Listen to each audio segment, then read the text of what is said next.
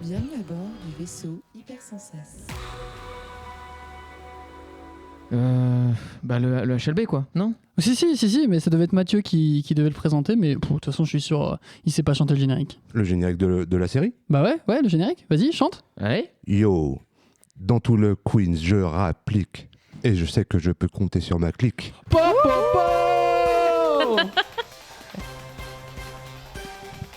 Bouillard. Oh bah alors c'était un petit bouillard ça. C'était un mini bouillard. Ouais, décalé. C'était un petit bout de bouillard. Bouillard. Bonjour, bienvenue dans le 243e de Comics Outcast, ça commence bien. Bienvenue, aujourd'hui on va vous parler évidemment de comics avec une tablée de gens tous plus délicieux les uns que les autres. Je suis Luxbox, je serai ce soir votre hôtesse. Et voilà, on va vous parler de BD américaines. Et autour de moi, pour en discuter, j'ai Madaperdumatique. Bonsoir. Je les ai regardés tous les trois, comme ça ils se sont dit par qui elle va commencer et tout. Enfin bref. Comment vas-tu ? Bah très bien, très bien. Je suis très content d'être là. Super. Alors, aujourd'hui, j'ai décidé de vous demander quelle est la dernière chanson que tu as écoutée ? Le rap de Mathieu. Alors, non, ça ne compte pas. Oh non. La dernière chanson que j'ai écoutée, je crois. Ah si, c'est hier soir. C'était un blue dabedi dabeda dabedi dabeda dabedi. Ça sent la préparation du karaoké, ça. Alors, ça sent. Ouais, si on la chante au karaoké, on va se faire chier un peu quand même. Ouais, bon. Et en vrai, elle est trop bien. Dans la rue, en rentrant chez soi, c'est parfait. Non, j'avoue, ça met un peu la patate. À tes côtés, il y a Mathieu. Bon retour. Comment vas-tu ? Je vais très bien, je rentre de vacances et je suis ravi d'être avec vous. Oh. Oula. Tu pourrais sourire en le disant quand même. Hein. Ah, ça sent pas que Mais je c'est pas souris. très radiophonique, on s'en fout. Il peut vous faire la gueule, tant qu'il est content pour les auditeurs, tout va bien. J'avoue. Non, je suis très content d'être là. Bon, alors, t'as eu Vomis 30 pas sur la table. secondes d'avance sur Madaperdumatique. Quelle est la dernière chanson que tu as écoutée ? Alors, ça devait sûrement être une chanson de Deportivo ou de Bill to Spill, qui sont mes deux groupes que j'écoute le plus. Mais quelle chanson exactement, je ne saurais pas te dire. Ah ah, oh, c'est déjà pas mal. Comme ça, Ouais. voilà, ça peut donner un peu d'inspi peut-être aux gens qui nous écoutent. J'espère. Et enfin, the last but not the least, XTFAT. Coucou. Comment ça va ? Ça va. Ça va. Un peu tendu sur les mains, littéralement, mais ça va. Oui, alors pour les gens qui ne savent pas ce qui se passe IRL, c'est un peu tendu, je pense, comme expression, mais bon, c'est pas grave. Donc, tu es notre réalisateur ce soir, on le précise. Et toi, quelle est la dernière chanson que tu as écoutée ? J'ai écouté une chanson de Emil and the Sniffers, un groupe australien de quepons énervé. D'accord. And the Sniffers ? Oui, Bravo. Ok. Ok. ça gueule, on dirait des Sex Pistols, mais moderne. D'accord, intéressant. C'est très varié. Oui, bah oui. Bon, enfin voilà, ça change un peu des comics. Ça me faisait plaisir de poser la question. Mais bon, on n'est pas là pour niaiser. On va commencer l'émission.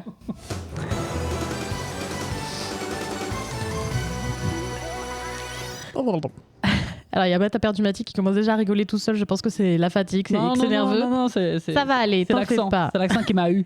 Oui, bah, c'est pas vraiment un accent, c'est juste je fais n'importe quoi. Bref, le principe de review, comme d'habitude, nos chroniqueurs choisissent un titre dont les 3 premiers fascicules sont parus, au moins, on va dire, mais les 3 premiers. On les lit, enfin, vous les lisez, et vous en parlez. Et moi, je suis là pour vous poser des questions idiotes.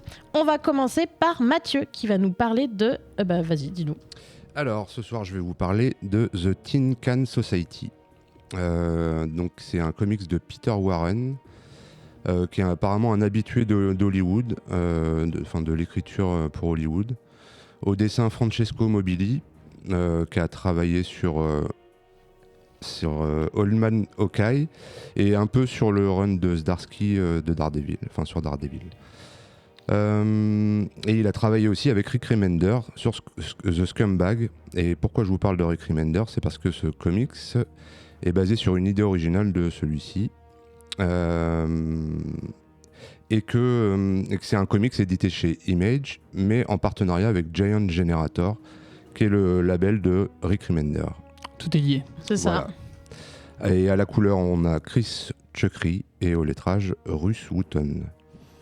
Donc le comics débute sur une pleine page qui représente une scène de meurtre plutôt sanglante et plutôt graphique, où on voit une femme qui paraît être journaliste qui prend des photos du corps. Et le corps a des éléments bioniques un peu au niveau des jambes. Et donc ensuite on part sur un flashback qui va nous raconter l'histoire de la rencontre entre les deux personnages à l'époque du collège. Donc le mort s'appelle Johnny Moore et qui est né avec une malformation au niveau de la colonne vertébrale. Voilà. Et donc qui est arrivé dans ce collège avec des béquilles et qui a vraiment du mal à bouger et qui est très vite pris d'affection et d'amitié par un groupe qu'on pourrait qualifier de loser un peu en marge du reste du collège et un groupe qui est constitué donc de Casia qui est donc la photographe du début de l'histoire, Adam, Greg et Val. Donc il le sauve à la cantine d'un étouffement parce qu'il est tellement handicapé qu'il a des soucis pour mastiquer. Donc voilà, il le sauve d'un étouffement et leur amitié débute comme ça. Ils se retrouvent régulièrement dans la ville au pied d'un arbre où Johnny a enterré une boîte de conserve, donc la boîte de conserve du titre, dans lequel il garde des objets que ses parents lui interdisent, type bonbons, chips, des petits objets avec des batteries, des petits objets à moteur. Donc voilà, ils se retrouvent autour de ça. Ensuite, on revient au présent et on apprend que Johnny est mort à cause d'un aimant géant placé sous le plancher de l'endroit où il est mort. Donc vous me demanderez comment on peut mourir à cause d'un aimant. C'est que donc c'était il avait inventé un système révolutionnaire qui en fait permettait à tous les handicapés, moteurs lourds, de pouvoir remarcher en fait. Et cet aimant géant a donc arraché tout le système qui était greffé à son corps et ça a permis au tueur de récupérer son costume de super-héros. Pardon, j'ai pas précisé que Johnny Moore est aussi un super-héros, donc appelé Caliburn. Voilà, donc il se fait battre à mort et voler son costume. Sympa. Ouais, moyennement sympa, mais... Donc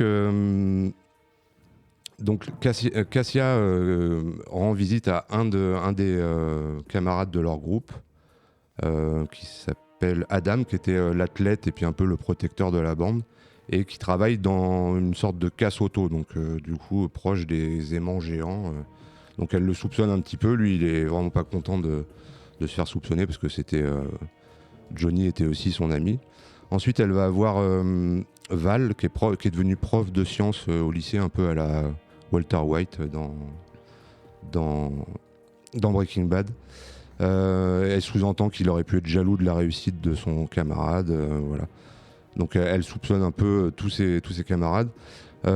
Ensuite apparaît elle rentre dans son appartement et apparaît le troisième larron, le quatrième larron de la bande, qui est Greg, qui semble être un peu le beau gosse de la bande, qui est devenu le sidekick de Caliburn.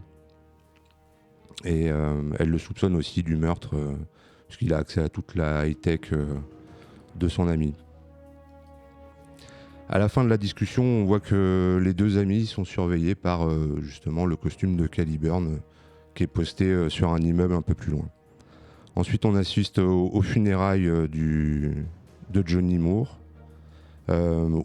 où des tribunes ont été construites autour de la tombe pour accueillir tous les fans en fait, de Johnny Moore et du super-héros, de son alter ego. Parce que du coup, c'est devenu l'idole de tous les handicapés à qui il a permis de remarcher. Et la première issue se termine sur ces phrases: quelqu'un a tué notre ami et je pense que c'est l'un d'entre nous. Donc voilà, je vais peut-être pas en dire plus que ça sur l'histoire. Moi, donc, mon avis sur ce comics, j'ai trouvé que c'était vraiment une bonne lecture. Ça m'a un peu fait penser à ça de Stephen King. Okay. Avec une bande d'amis qui est réunie des années plus tard par un drame. Ça reprend un peu ça. Ou même aussi Dreamcatcher de Stephen King aussi, qui était dans le même esprit. Moi j'aime beaucoup le côté nostalgique et les flashbacks qu'on voit. J'aime vachement les ambiances de bande d'amis comme ça.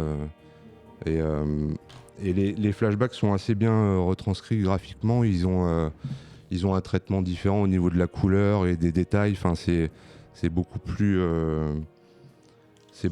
Enfin, il y a moins de détails quand c'est des flashbacks vu que c'est des souvenirs. Et puis les couleurs sont un peu moins vives que quand c'est dans le présent. Ensuite, au niveau de l'histoire, j'aurais à reprocher un peu des facilités scénaristiques, les cliffhangers qui sont vraiment résolus dès le début de l'issue suivante, mais ça donne un petit côté haletant, moi je trouve, à la lecture. Donc c'est une lecture qui nous parle du handicap sur fond de super-héros, mais c'est surtout un prétexte pour parler de l'amitié entre les personnages et les différentes évolutions et aussi comment les liens résistent à la célébrité. Voilà, pour conclure, moi ça marche complètement sur moi. Les histoires de bandes de potes, j'adore ça, que ce soit au cinéma ou dans les comics. Et j'y vois bien sûr quelques défauts, mais pas de quoi m'empêcher de continuer la lecture. D'ailleurs, j'ai été jusqu'au 6e qui est sorti. Ouais, c'est ça, il y en a déjà 6 numéros qui sont sortis. Et ce sera en 9, oui, j'ai pas précisé, ce sera en 9 issues. Ah oui, donc toi, t'as déjà bien dépassé une bonne moitié là déjà. Ouais. Les bons 2 tiers. Ouais. Ok, et sur ce bon 2 tiers là, ça a l'air de prendre une direction qui continue à te plaire? Oui, ça continue à me plaire. Il y a des trucs, ça part un peu... ça part un peu sur des trucs bizarres par moment. Okay. Il y a des trucs un peu trash sur la suite, des méthodes, parce que en fait, ce que j'ai pas dit non plus, c'est que Johnny Moore, donc il a été élu homme du millénaire en fait, parce que vraiment c'est l'idole, il a eu le prix Nobel et compagnie, et il est à la tête d'une compagnie par laquelle il répand toute sa technologie dans le monde, quoi. Donc il y a aussi la menace au niveau de économique et politique et des autres entreprises, et voilà. Donc j'aime bien le chemin que ça prend. Ok. Et j'aime savoir ce que vous en avez pensé. C'est justement la question que j'allais leur poser. Tiens, Matt, tu as la parole. Moi j'ai beaucoup apprécié. Déjà je voulais dire que ça se lit très très vite. Alors j'ai pas lu je suis pas allé jusqu'au 6, je suis resté j'ai très sage, je suis allé jusqu'au 3e issue. Enfin un bon élève. Et le faillot. Attendez. Par contre oui c'était mais je pense que c'est la lecture la plus rapide que j'ai eu aujourd'hui, parce qu'il y en a d'autres lectures d'aujourd'hui, c'est bavard. Là ça l'est un peu moins, même si la première issue c'est quand même beaucoup d'exposition. Un tel et un tel, on a cette relation parce que ça, voilà. Et à tel point qu'elle est née très très lourde. Moi, j'ai pas du tout aimé la première issue. Ah ouais? Elle a failli m'assommer dans le mauvais sens. C'est vrai que moi, j'en suis ressorti en me disant, ok, bon, ça c'est posé. Maintenant, il va falloir me raconter une histoire parce que il y a le meurtre autour, mais je vois pas vraiment ce qu'on va raconter d'autre. Il n'empêche que j'ai vraiment eu de la sympathie pour tous les personnages. Notre personnage principal qui veut vraiment, qui soupçonne vraiment tous les amis du groupe. Et en fait, quand tu les vois, t'as envie de dire.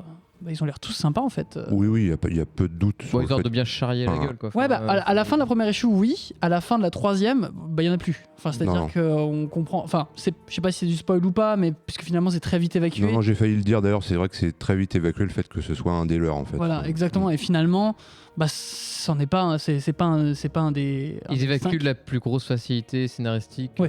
En tout cas, on n'a pas lu la fin, mais ils évacuent très vite ce point-là, alors que beaucoup de séries auraient insisté sur ça jusqu'au bout, cette ambiguïté, quoi. Ouais, si tu voulais vraiment raconter quelque chose vis-à-vis de ça, là finalement, comme tu dis, c'est des amis qui se retrouvent, un peu comme moi j'avais pas du tout fait le lien avec ça, mais maintenant que tu le dis, c'est vrai qu'il y a un peu cette ambiance-là, notamment dans le présent, parce que dans le passé, il n'y a pas vraiment d'enjeu, quoi. Tu vois ce que je veux dire c'est vrai qu'on sait pas trop. Enfin, c'est juste un prétexte pour les réunir, le truc de la boîte de conserve, à moins que par la suite il y ait des.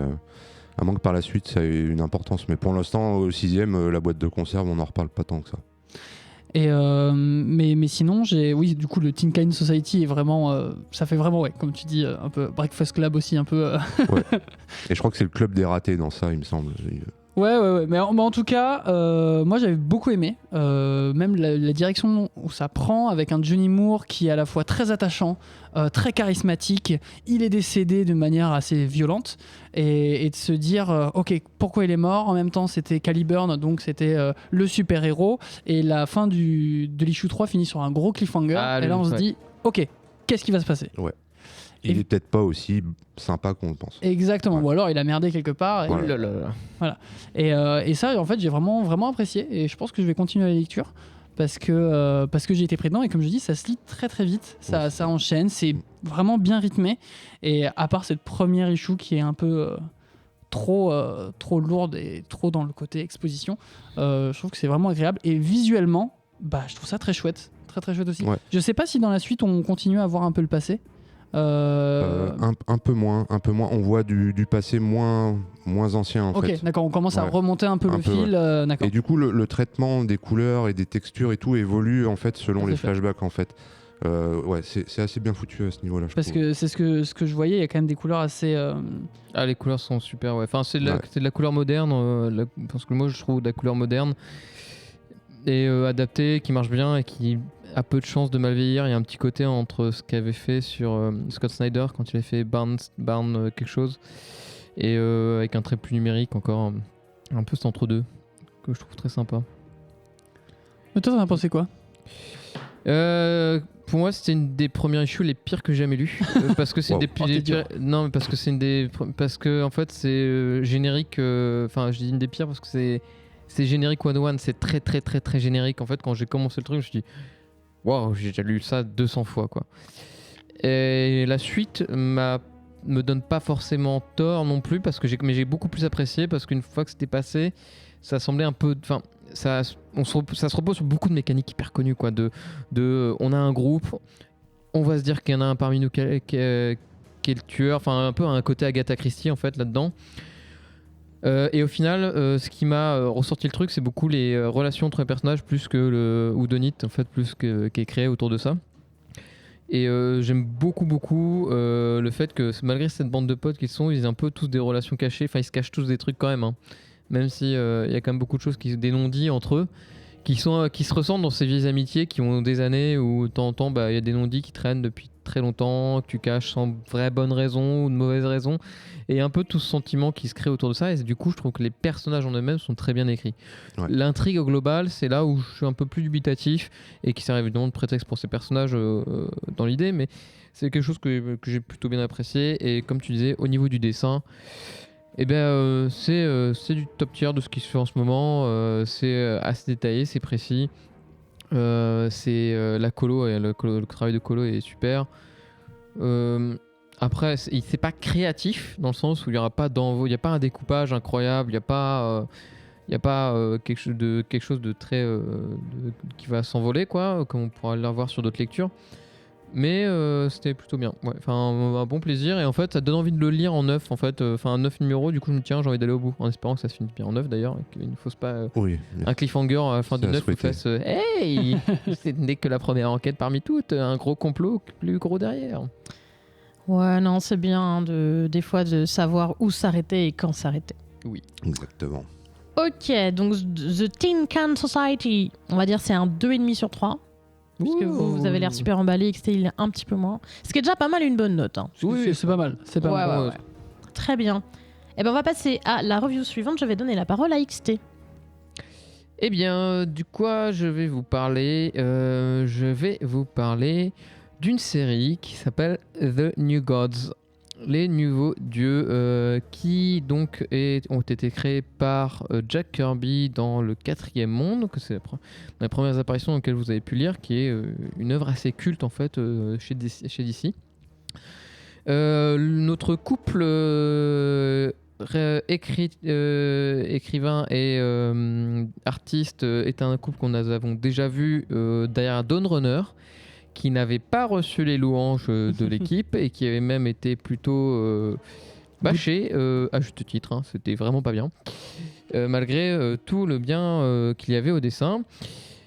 Et du coup le couple ici remet le couvert sur la table, sauf que là on est plutôt sur une ongoing, et donc on est sur un contexte bien différent.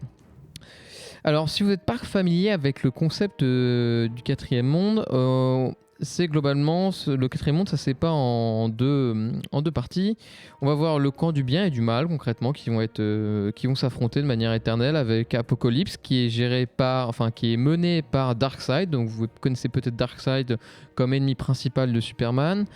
Et vous avez de l'autre côté, j'ai oublié le nom de la planète, qui est géré par le High Father et qui est géré par qui lui-même donc gère cette guerre un peu entre bien et mal qui est relativement éternelle. La petite notion à bien connaître dans le quatrième monde, de très très important, c'est que le Highfather a un fils et Darkseid ont aussi un fils et qui ont été échangés à la naissance. C'est-à-dire qu'on a Orion, fils de Darkseid qui a été élevé par le Highfather dans, j'ai oublié la planète du bien, et on a j'ai oublié Scott Free. merci Scott Free, Mr. Miracle qui a été élevé sur la planète avec Darkseid, donc en tant que père adoptif. Ah mais c'est la vie est un long fleuve tranquille chez DC Comics en fait. Et c'est exactement ça.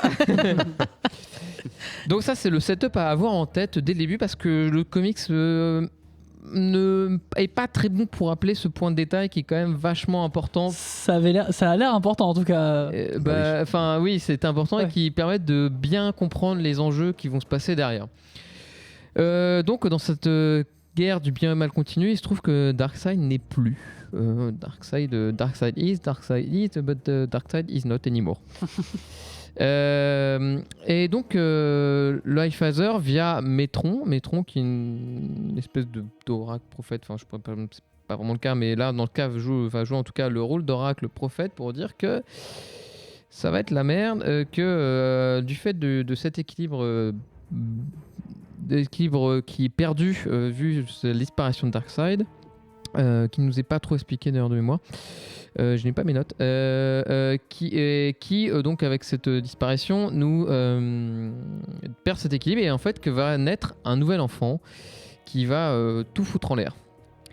Le Highfather, qui est quand même censé être ce camp du bien, a ses champions, qui est plutôt Light Ray, qui est quelqu'un qui court très vite concrètement. Et il appelle son champion, et quand il parle de son champion, t'as Light Ray qui arrive et non, pas toi, l'autre.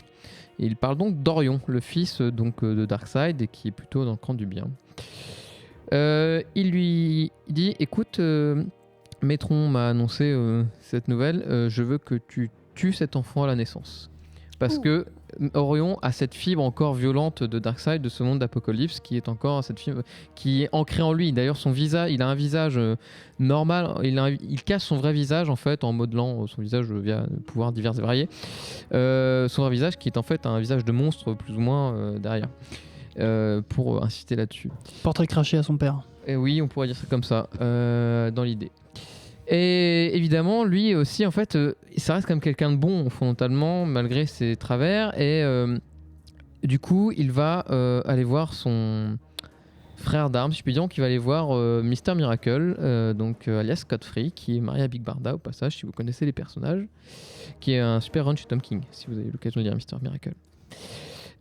Qui va donc aller le voir et qui va lui dire, écoute, s'il y a une personne qui arrivera à échapper à quelqu'un, parce que Scott Free est réputé comme étant la personne qui s'échappe le mieux du monde, j'ai oublié le nom, mais il a le prestidigitateur, voilà, qui s'échappe le mieux du monde. Le run d'ailleurs de Kirby est génial, si vous avez l'occasion de le lire.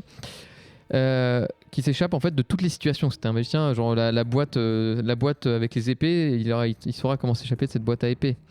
Et ce genre de choses. Et il dit, s'il y a une personne qui peut s'échapper au gourou, à la mission que m'a incombé le Highfather, le haut-père, c'est bien toi qui pourras t'échapper et sauver cet enfant.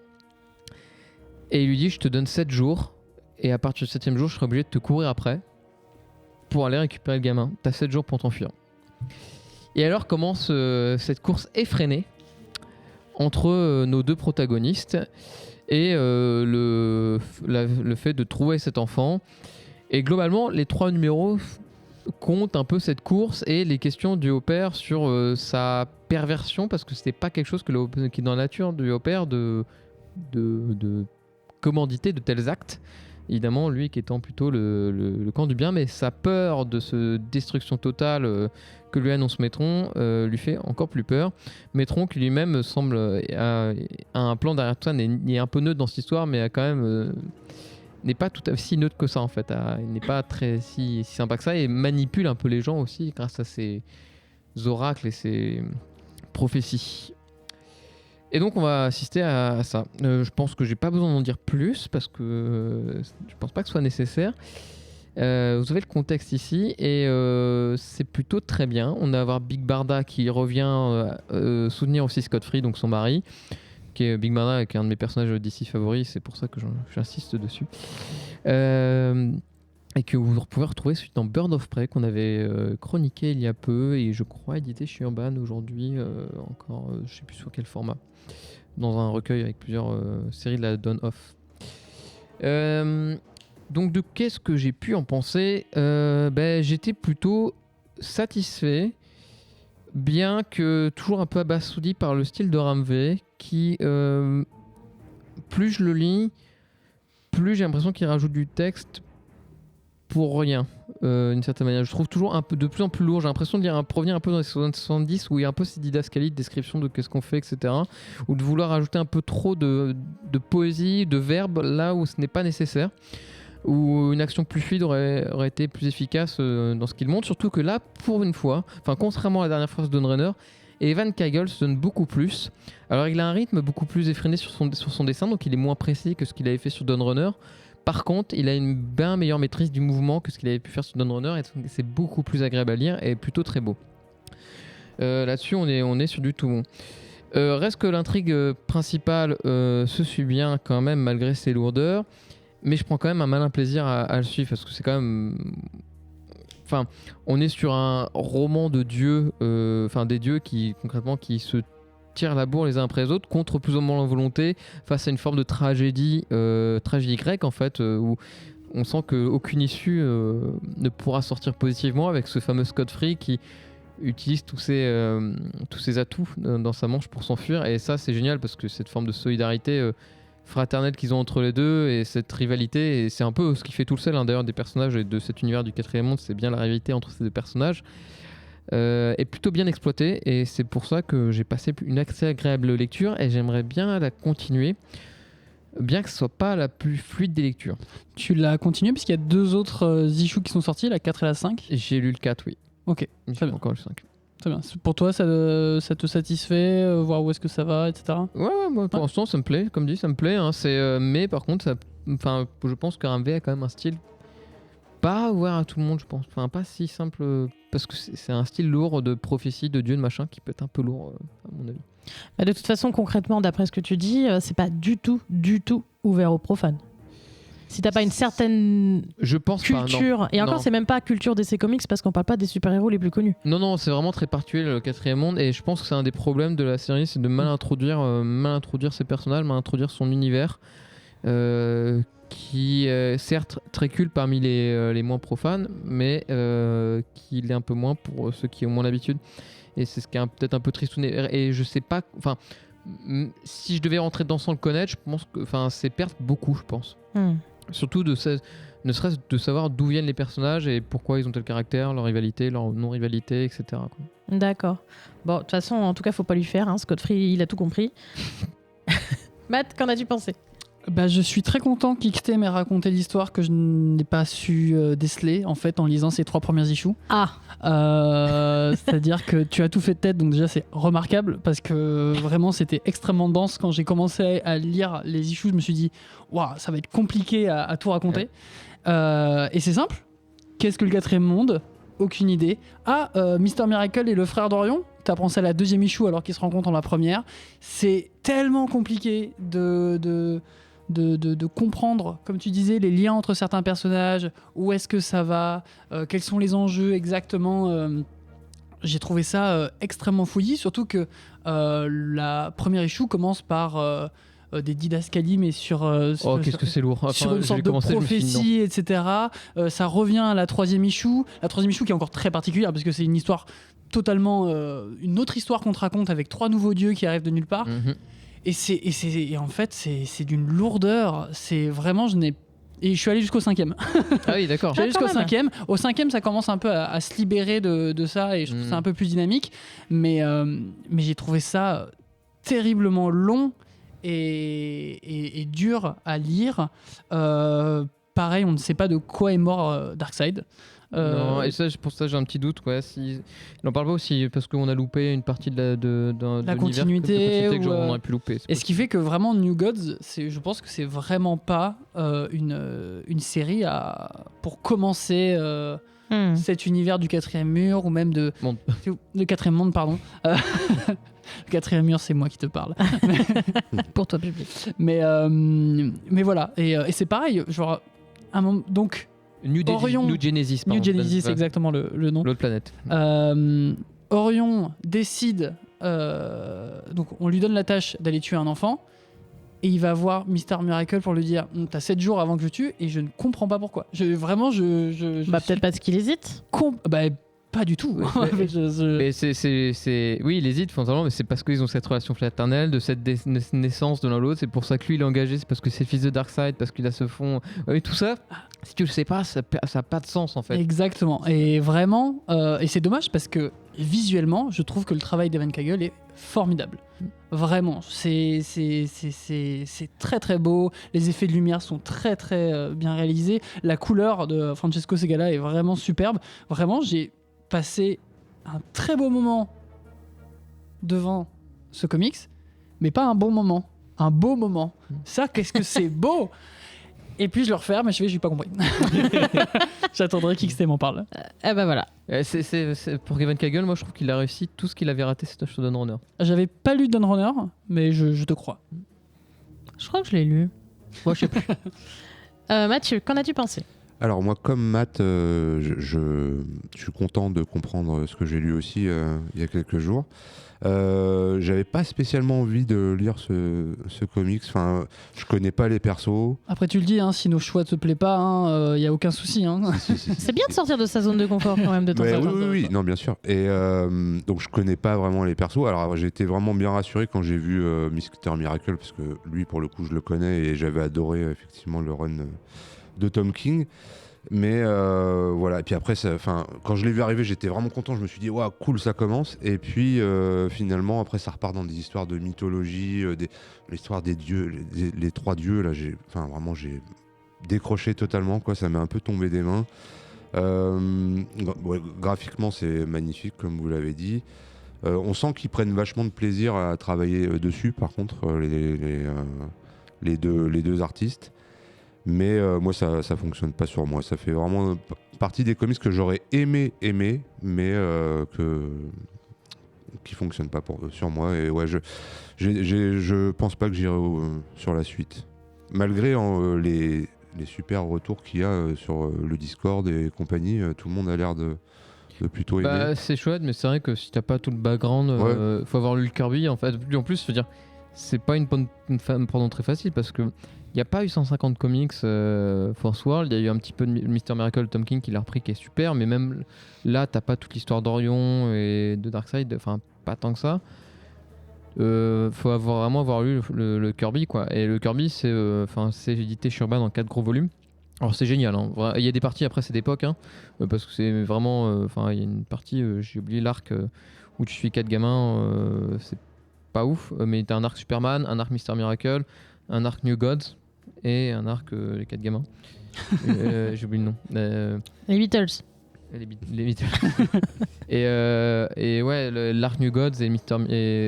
Miracle sont vraiment fous et sont vraiment hyper intéressants. L'arc Superman fait qu'en fait, c'est comme ça, on comprend comment Darkseid et Superman se retrouvent en fait. D'accord. Okay. Parce que non, le côté dualité est vachement intéressant, enfin, comme vous disiez, mais ouais, moi j'ai pas vraiment compris ce que je lisais, c'est un petit peu un problème. Pareil qu'Orion, il est aussi dans la série Young Justice aussi, il paraît. Ah, quelle série? Ah, tu veux dire la série d'animation La super série d'animation. Mais je suis complètement d'accord avec toi, Mathieu. Moi, je connais pas du tout non plus Mr. Miracle. Ce qui fait que je pars avec donc strictement aucun bagage. L'univers un peu cosmique de DC, c'est pas vraiment sur quoi je suis meilleur, loin de là. Et ce qui fait que même moi, arrivé, donc je trouve que c'est plutôt bien écrit. Il est avec Big Barda, ils ont un enfant. L'association, les deux fonctionnent bien. Le personnage est très vite attachant d'ailleurs. Scott Free, c'est sa définition, c'est le Ouais. fait d'être attachant. C'est ce qui fait qu'il Donc est ça lui, me quoi. donne envie de lire du Mr. Miracle. Puis leur couple, Mais- leur couple est hyper touchant, je trouve. Moi, enfin, elle a un côté vachement plus massif que lui et tout. Enfin, je les aime beaucoup. Ouais, c'est...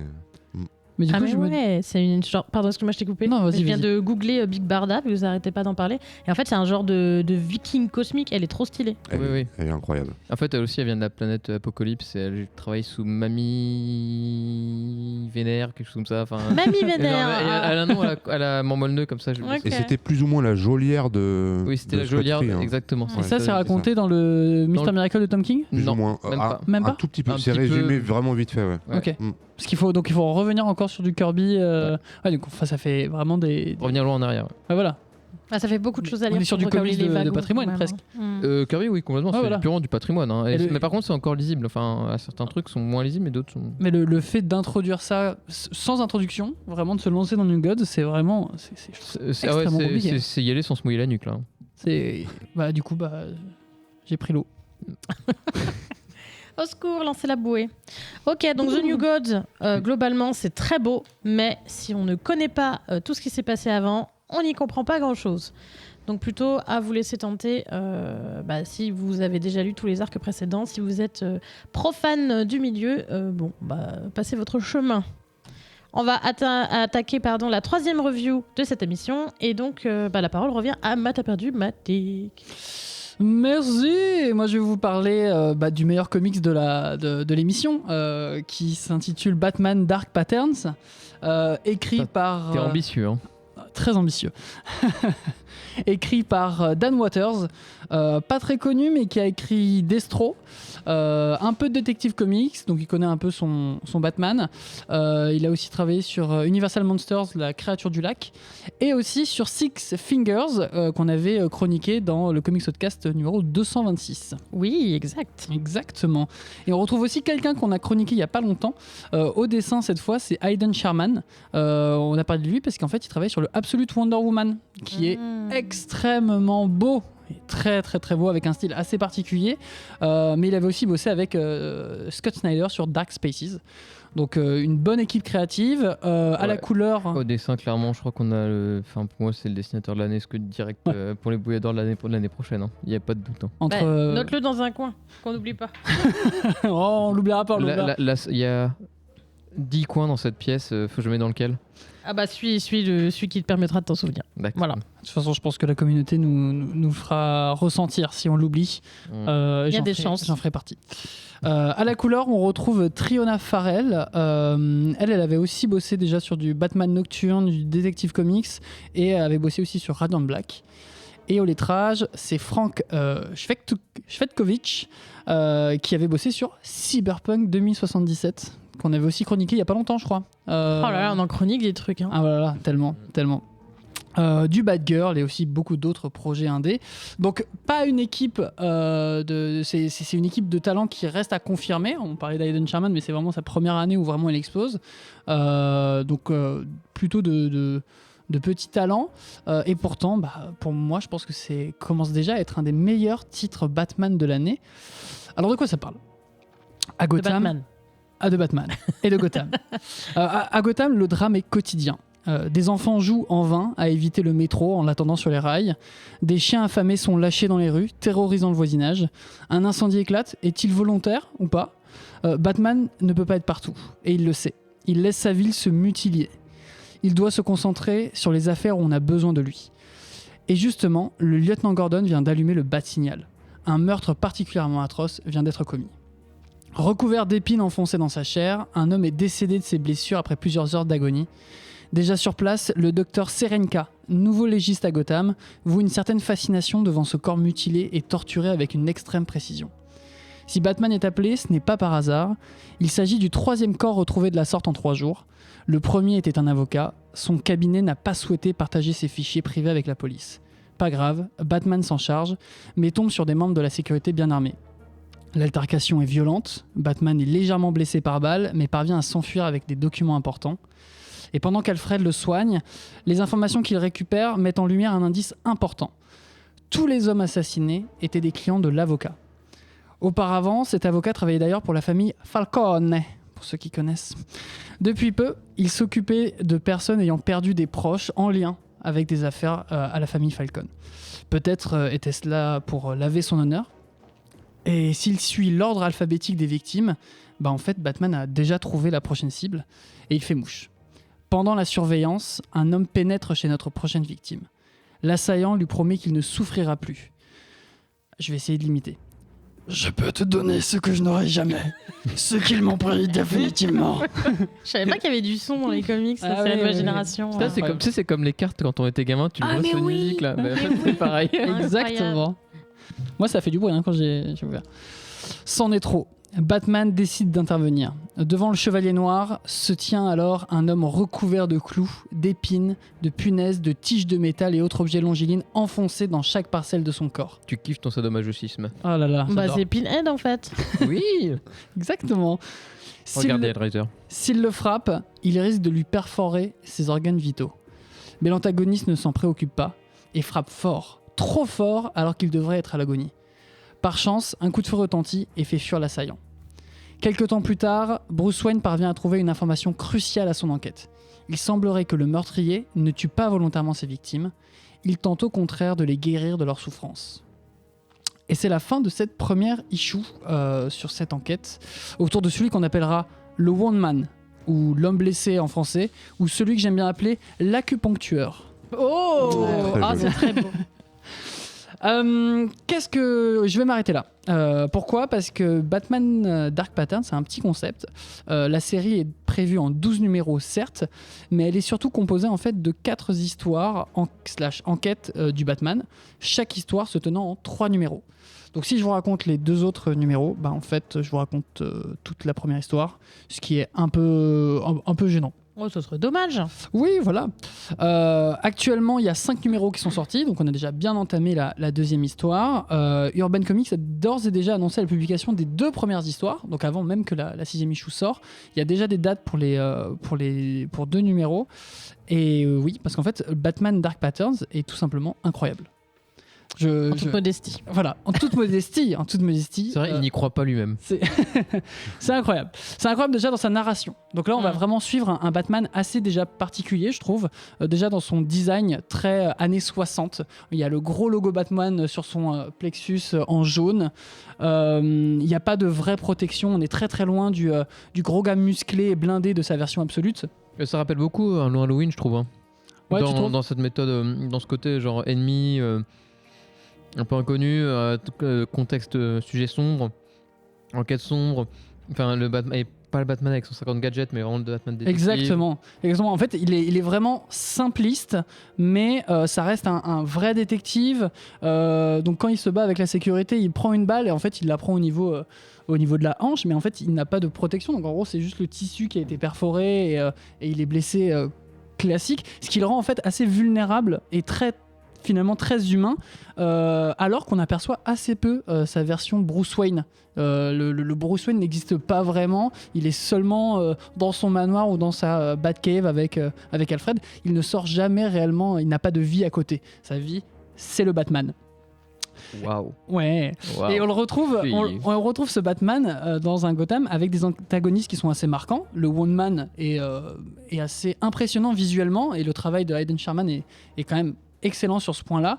Et dans la seconde histoire, je vais pas spoiler, mais on retrouve un personnage, un antagoniste assez démodé, qu'il arrive à redonner une certaine fraîcheur, un certain intérêt, et ça fonctionne vraiment très très bien.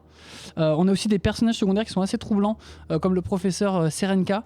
On va le retrouver dans la deuxième histoire, dans la seconde histoire, et je pense qu'on va le retrouver même plus tard, parce qu'il a l'air un peu particulier. Dès le début, dès la première issue, on a le Batman qui se méfie de lui en disant « il est bizarre ». Il sent le comment il dit, le formaldéhyde, en gros, un peu comme s'il buvait ces solutions-là très alcoolisées, mais c'est de l'alcool à 90 degrés. Et il a une certaine vraie fascination devant les corps qui sont vraiment martyrisés, torturés, quoi. Faction presque. Exactement. Donc c'est vraiment intéressant parce qu'on va vraiment, je pense, avoir un lien malgré c'est pas une vraie anthologie. mais on va avoir un lien quand même, un fil rouge qui va nous suivre dans cette histoire de Batman Dark Patterns. Et au niveau des thématiques, en fait, ce Batman, on va vraiment parler de société, de sujets d'actualité. On parle de pauvreté énormément, du monde capitaliste qui écrase tout sur son passage, notamment la justice. On parle de l'abandon des services publics, de la vie en périphérie des grandes villes, de l'accès aux soins, etc., etc. Et c'est vraiment bien parce qu'en fait, on met vraiment dans les deux histoires, à un moment, on met les habitants de Gotham sur le premier plan. Si les habitants agissent de cette manière, c'est parce que on a eu des effets néfastes de la part de la mafia ou de la part de la ville qui n'a pas fait son travail. Et donc en fait, on a l'impression que le Batman se bat avec un peu une facette de Gotham qui ne peut rien faire. Et on continue. Il se bat contre sa propre ville aussi. Exactement. Et c'est surtout marqué par... chaque issue commence avec des sortes de listes de faits divers, comme je l'ai fait au tout début de cette chronique. Un incendie qui se déclare, mais Batman ne peut pas être là puisqu'il est occupé sur d'autres choses et il ne peut pas être partout, et etc. Et chaque issue commence avec une sorte de listing de « il y a eu ça, il y a eu ça, il y a eu ça ». Et finalement, c'est un peu la vie, c'est la vie d'une ville comme Gotham qui n'arrive pas à résoudre ses problèmes. Batman Dark Patterns, il est aussi incroyable dans ses dessins. J'en ai parlé tout à l'heure, mais le travail d'Aidan Sherman, c'est assez impressionnant, c'est détaillé et pourtant il a un trait quand même assez appuyé. Ça donne un ensemble, une forme qui est assez sublime, et ce qui fonctionne d'autant plus, c'est le découpage. Oh oui. Le Batman Dark Patterns est impressionnant parce qu'il arrive à donner du mouvement. Le dessin d'Aidan Sherman ne fonctionne pas beaucoup, enfin dans le sens où ça... Quand je dis qu'il fonctionne pas beaucoup, c'est-à-dire qu'on n'a pas une sensation de mouvement dans son dessin, plutôt figé, mais son découpage fait que... C'est son découpage qui fait l'action. Ouais. Exactement. Et puis quel travail de découpage, il est complètement fou. Il arrive à trouver des bonnes idées dans une scène pour donner la bonne forme adéquate à ses cases. Il arrive à centrer l'événement principal de sa page presque en étoile, sous des formes d'étoiles. Il a refait le logo de Batman quand il faut. Il a placé un découpage chauve-souris d'un côté, de taches de sang s'il faut. C'est pas forcément des découpages géométriques, quoi. Ah non, on est très loin. Et c'est surtout au service du récit. C'est-à-dire que même son dessin et son découpage racontent quelque chose et qui est en écho avec le récit, notamment une scène un peu plus loin où en fait le Batman va être perdu dans un immeuble, et pour montrer qu'il est perdu, on va le voir parce que le quadrillage n'est pas bon, parce que les couleurs ne sont pas bonnes, parce qu'il y a quelque chose qui résonne mal dans cet environnement. Est-ce que tu veux dire que ça serait un pattern un peu sombre ? Exactement. Ça ressemble bien. Et donc le tout avec une couleur qui est très efficace, qui fonctionne parfaitement avec le dessin, qui rend le côté... ça rend pas un Gotham sale, mais ça rend un Gotham sombre. Ça donne vraiment En fait, j'ai l'impression de lire la série animée comme la série presque. Alors, c'est carrément d'autres couleurs, c'est d'autres designs. Mais pourtant, il y a ce même côté un peu gothique, un peu sombre de la ville. La ville vit de la même manière que ce que la série avait pu offrir. C'est une ambiance similaire. Ouais. Ça, je suis entièrement d'accord. Donc, vous faites référence à la série animée des années 90. Exactement, oui. Ok. Et donc voilà, moi j'ai trouvé cette lecture vraiment bluffante. Je suis allé un peu plus loin, donc jusqu'à la 5e issue, et ça va de mieux en mieux, c'est de plus en plus intéressant et c'est de plus en plus réussi, aussi bien dans la narration que graphiquement. Je trouve ça vraiment bluffant, surtout que j'en attendais pas grand chose. Moi j'y suis allé parce qu'il y avait un peu un aspect horrifique de ce Batman Dark Patterns, et j'en ressors en me disant que c'est peut-être une des meilleures histoires Batman de cette année. Et j'irai même plus loin que ça, mais... vas-y, va plus loin, c'est à toi que je donne la parole. C'est la meilleure histoire de Batman de détective que j'ai lu de tout, quoi. Ah ouais, à ce moment-là ? Ah ouais, c'est... Oh waouh. Enfin, moi déjà, je suis vraiment fasciné quand il y a des dessinateurs et des auteurs du coup qui travaillent sur un découpage de cette manière-là pour fusionner ce qu'on nous raconte avec l'histoire. Il y a un vrai côté fusionnel qui est pas donné à tout le monde. Il y a quelques dessinateurs qui ont ce talent, quelques communs. Il y avait eu J.H. Williams 3 sur du Promethea par exemple. J'ai ce type de sensation sur Promethea avec Alan Moore et J.H. Williams 3. Et là, c'est un peu cette même sensation sur ce résultat-là, sur cette enquête son. Les couleurs sont incroyables, elles marchent super bien. Ce ciel, quoi. Ce ciel, ce travail des ombres C'est purée, il y a jamais un moment où il va faire jour, c'est toujours un peu crépusculaire, c'est toujours crépusculaire, toujours on se sent fatigué dans cette ville, on se sent toujours un peu perdu, un peu ce moment de la nuit où il est 4h du matin, il n'y a pas un chat et pourtant t'es pas tranquille, il y a tout ce côté-là, on arrive à nous faire ressentir cet aspect, c'est vraiment palpable en fait à la lecture, tout cet aspect-là, et c'est presque, et encore ça pourrait être juste ça. Le truc c'est que le récit en plus a le luxe d'être super original sur comment il va traiter ses personnages, enfin, sur aussi comment il va créer ses nouveaux personnages, l'espèce de Pinhead qu'on pourrait appeler comme ça, son histoire complète, son dénouement et toute l'histoire qu'il y a autour, c'est horriblement génial, dans le sens où ça va nous conter une fable sociale assez large, comme tu l'évoquais, mais en plus, le personnage est tout aussi intéressant, mais en plus, il a un design de fou. Ouais, c'est ça qui est fou, le design du... Le design du personnage est fou. Batman a ce côté de... Enfin, quand tu reparlais, il a ce côté humain. En effet, il se balade dans la ville comme n'importe qui. Il va se faire tabasser la gueule à un moment par 10 pélos dehors. Et ils vont lui taper la gueule et le défoncer par 10 connards dans la rue, quoi. Il va pas tous se les faire lui-même, quoi. Il va se faire défoncer sur un coin de rue. Et d'ailleurs, c'est le seul moment où il se fait un peu défoncer, c'est le moment où il fait un peu jour, d'ailleurs. Ouais, c'est vrai.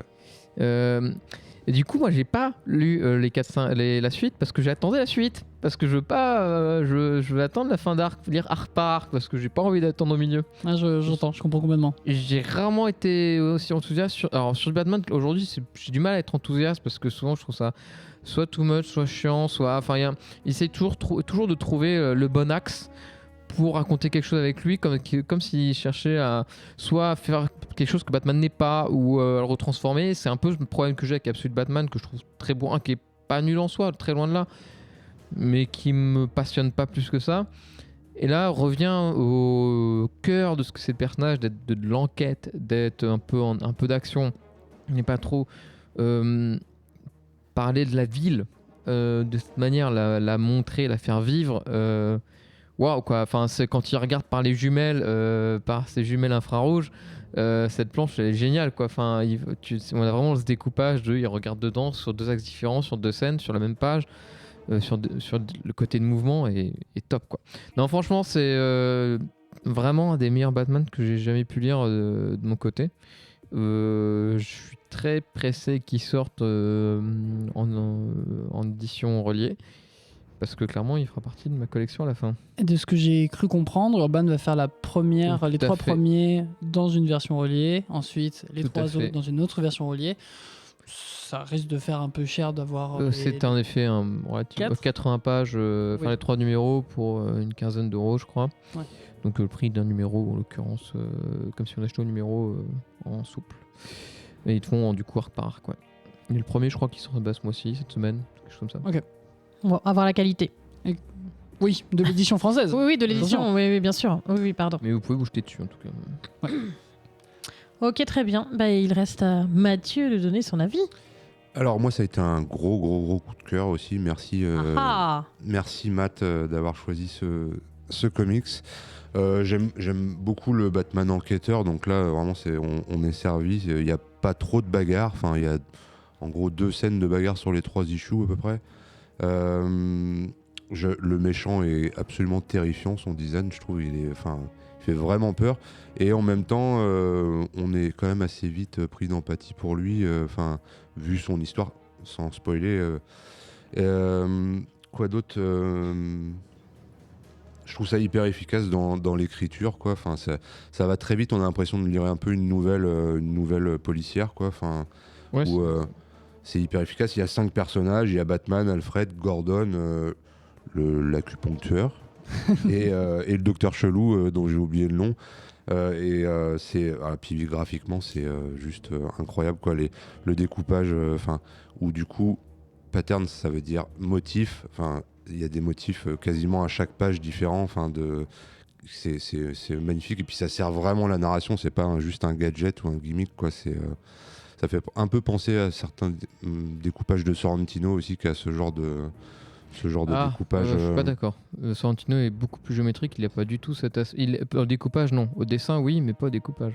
il y a quand même ce genre avec plein de cases différentes agencées un peu Il est bizarrement. plus géométrique en fait. Je trouve. Ouais, Là, je trouve que la différence, c'est qu'il est beaucoup moins dans la géométrie que dans le pattern, enfin la narration elle-même, je trouve. Mais Il donc, va plus loin, je trouve, là-dessus. Et voilà, le fait que ça soit en 3 issues, c'est hyper agréable, ça se lit aussi assez vite. Et c'est pas un problème non plus pour le développement des personnages parce que on a toute l'histoire du méchant, qui est assez touchante aussi.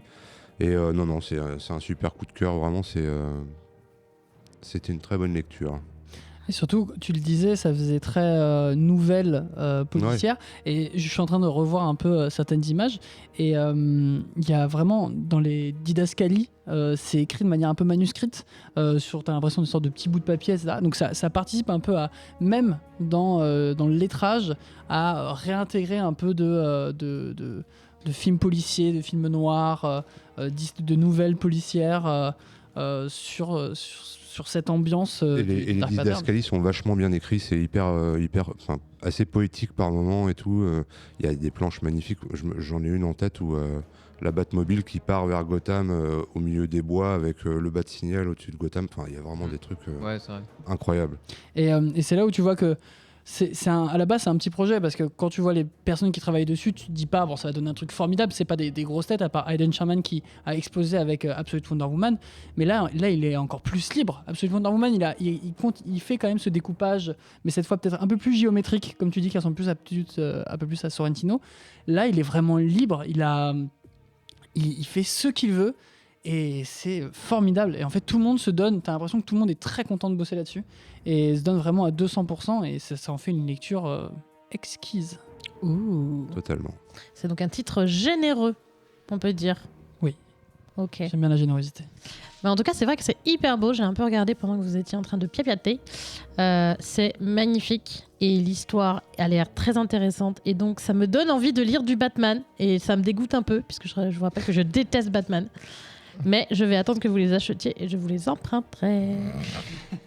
Bon, du coup, carton plein pour Batman Dark Patterns. Pas trop mal pour The Tin Can Society, qui a plutôt emballé. Par contre, The New Gods, comme on l'a dit, pas du tout pour débutants, mais c'est joli. Ce qui est pas ouf quand même comme bilan. Mais c'est très bien pour les connaisseurs, je pense. Oui, bien sûr. Mais bon, voilà, on s'adresse à tout le monde, donc c'est bien de le préciser. Pendant 50 ans, quoi. Oh, putain, c'est ouf, c'est dur. Grabataire. Oh bah bravo. Retraité. Mais c'est bien, continuez à insulter nos auditeurs là, ils vont apprécier. Bon, nos auditeurs sont jeunes et pimpants. Mais oui, mais de toute façon l'âge c'est une question de point de vue. Oui, de point de vue, de mentalité, etc. Et d'arthrose. Surtout. Bref, sur tout ça, les reviews c'est terminé, nous allons pouvoir engager la suite de l'émission. Oui. Avant d'entamer la deuxième partie de l'émission, petit moment réclame. On a évoqué tout à l'heure la communauté et les gens du Discord. Qu'est-ce que c'est ? Mais qui c'est donc ?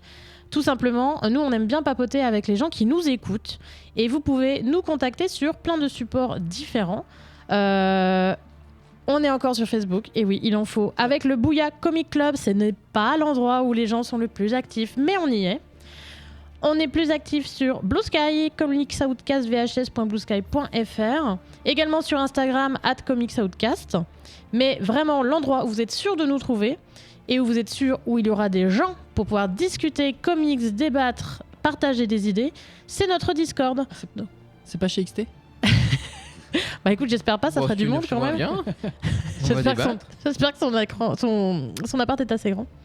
Le Discord, vous pouvez y entrer grâce au lien. En fait, ils sont à chaque fois postés dans nos bios sur tous les réseaux sociaux.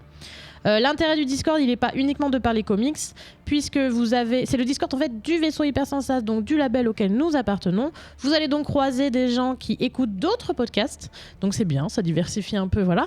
Et en plus, il y a plein d'activités très cool. Il y a par exemple le Comics Outcast Lecture Club, donc tous les mois, un titre est choisi par les membres de la communauté.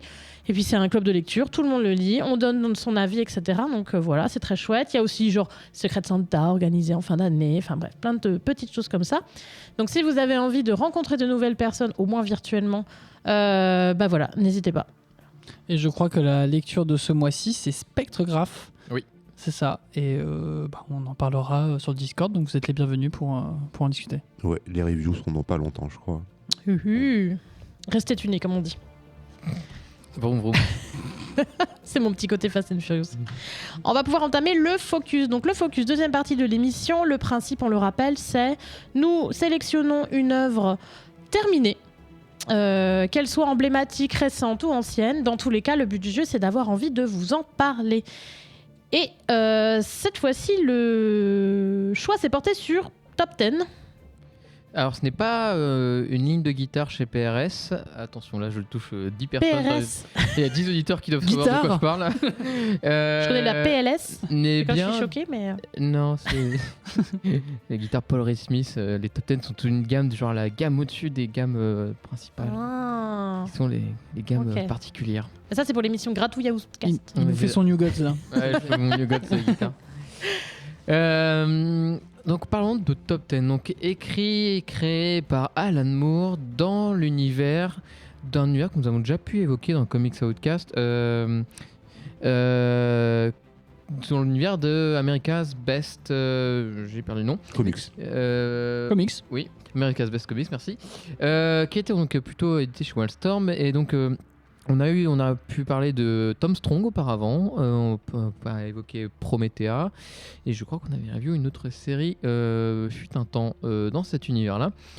Et là, donc, on parle sur pour moi, une super série, encore une fois, parce que tout était quasiment très bien, de ce district, de ce commissariat, cette vie de commissariat. On va avoir 12 numéros, écrits par Alan Moore, donc, et dessinés par Gene Ha. Et une deuxième série 49ers par aussi le même couple. Et enfin une troisième série appelée Smax du nom d'un des personnages de la série avec Thunder Cannon. Thunder Cannon que vous avez pu relire sur du Kaiju Max. Je fais encore de la pub pour Kaiju Max dès que je peux. Donc de quoi que c'est que ça nous parle? Alors écoutez, je pourrais limiter ce focus à 2 mots. Je pourrais dire The Wire et je m'en vais et on s'en aurait à peu près terminé. Mais bon, c'est un peu plus riche que ça quand même. Enfin, un peu différent, pardon. Oui, surtout différent, je pense. Ah non, je suis pas d'accord. Mais en fait, pourquoi je parle de The Wire, c'est qu'on va vraiment suivre la vie personnelle de ces différents protagonistes de ce commissariat.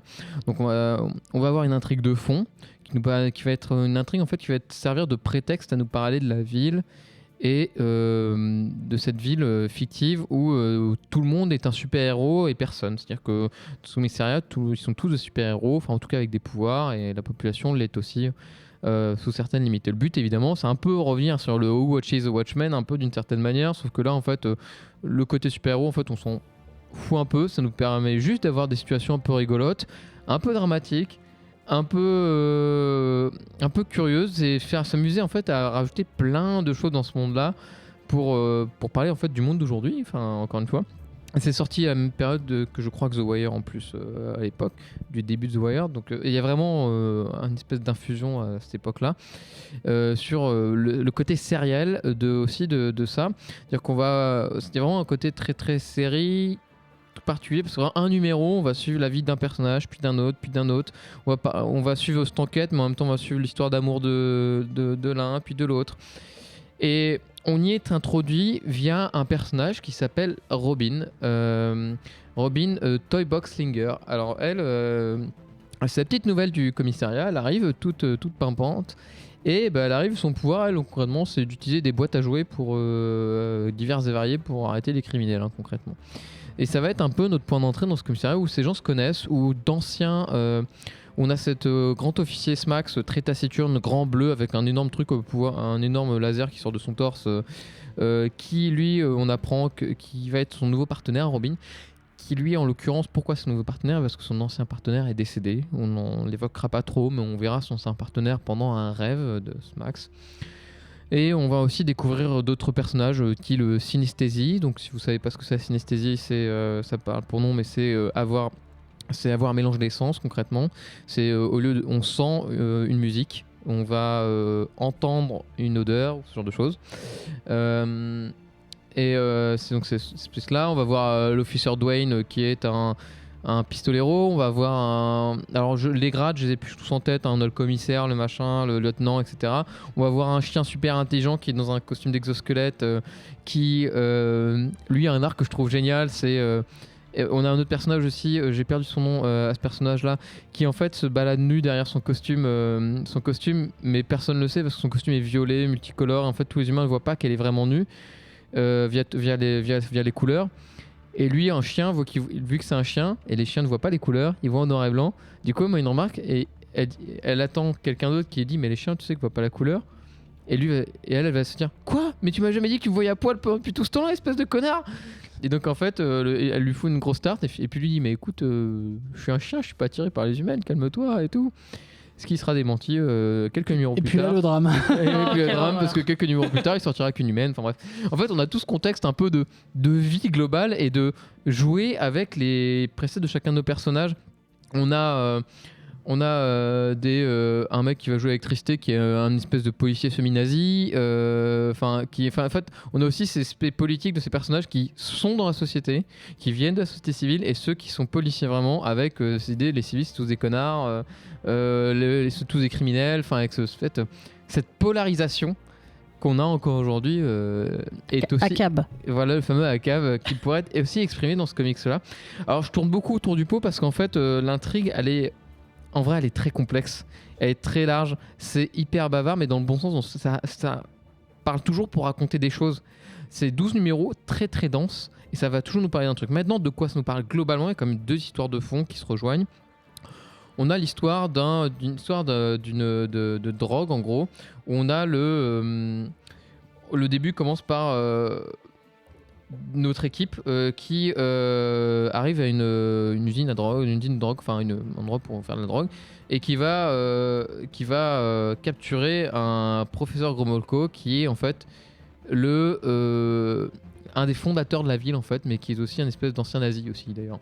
C'est pas un espèce, hein, c'est un ancien nazi tout court. Oui, c'est vrai. Néopolis, faut que tu le dises, Oui. est fondé par des anciens nazis aussi. Ah oui, bah ça aide du coup. Aux États-Unis, mais c'est genre la fameuse. On a pris les meilleurs scientifiques des nazis, et on les a mis aux États-Unis pour créer une ville. Tu fais tout à fait bien de le préciser, c'est vrai. C'est quand même important, je pense. Oui, non, c'est clairement très important. Et d'ailleurs, il y a tout l'arc, il y a un arc, une série de la série qui parle de ce préquel, est assez rigolote sur le sujet d'ailleurs. Et donc en fait, ce fameux personnage va se suicider pendant son interrogatoire. Et là, on va se dire merde, pourquoi il se suicidait quoi ? C'est un peu chelou. C'est un peu chelou. Pourquoi il se suicide pendant l'interrogatoire ? Donc ça commence par là. En parallèle, une autre enquête sur a priori d'un serial killer qui tuerait des prostituées et ce genre de choses.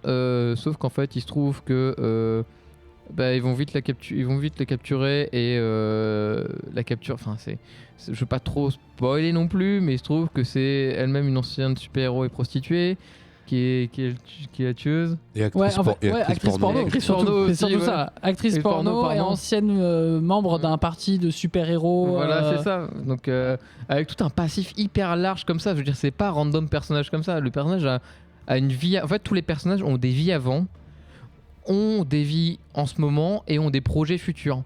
Et c'est ça qui est assez fort, je trouve, dans la série, c'est sa manière de créer des personnages qui ont des vies. Ils ont tous une vie personnelle. C'est pas des personnages fonction. On parlait tout à l'heure de Batman Dark Pattern qu'on avait très bien défendu. On a ce personnage fonction de Batman, il est détective, il n'a pas de vie autour, il est sa fonction de détective. On a les méchants, il a des fonctions de méchants, ils n'ont pas d'autres vies autour, ils n'ont pas de vie de famille, ils n'ont pas tout ça. Et ça, Top 10 le fait super bien. On est en 99-2001 et ça parle aussi beaucoup d'homosexualité via le commissaire principal du precinct qui est en couple avec un autre homme. On a la femme surarmée robot qui va ramener l'argent pour son mari qui est au chômage à la maison, qui prépare les petits machins. Leur histoire est trop mignonne. On a cette histoire trop drôle où en fait à un moment il y a un nouveau personnage qui arrive parce que les personnages vivent et meurent, qui va arriver, qui s'appelle Goldo. Alors évidemment comme Goldorak. C'est Goldorak.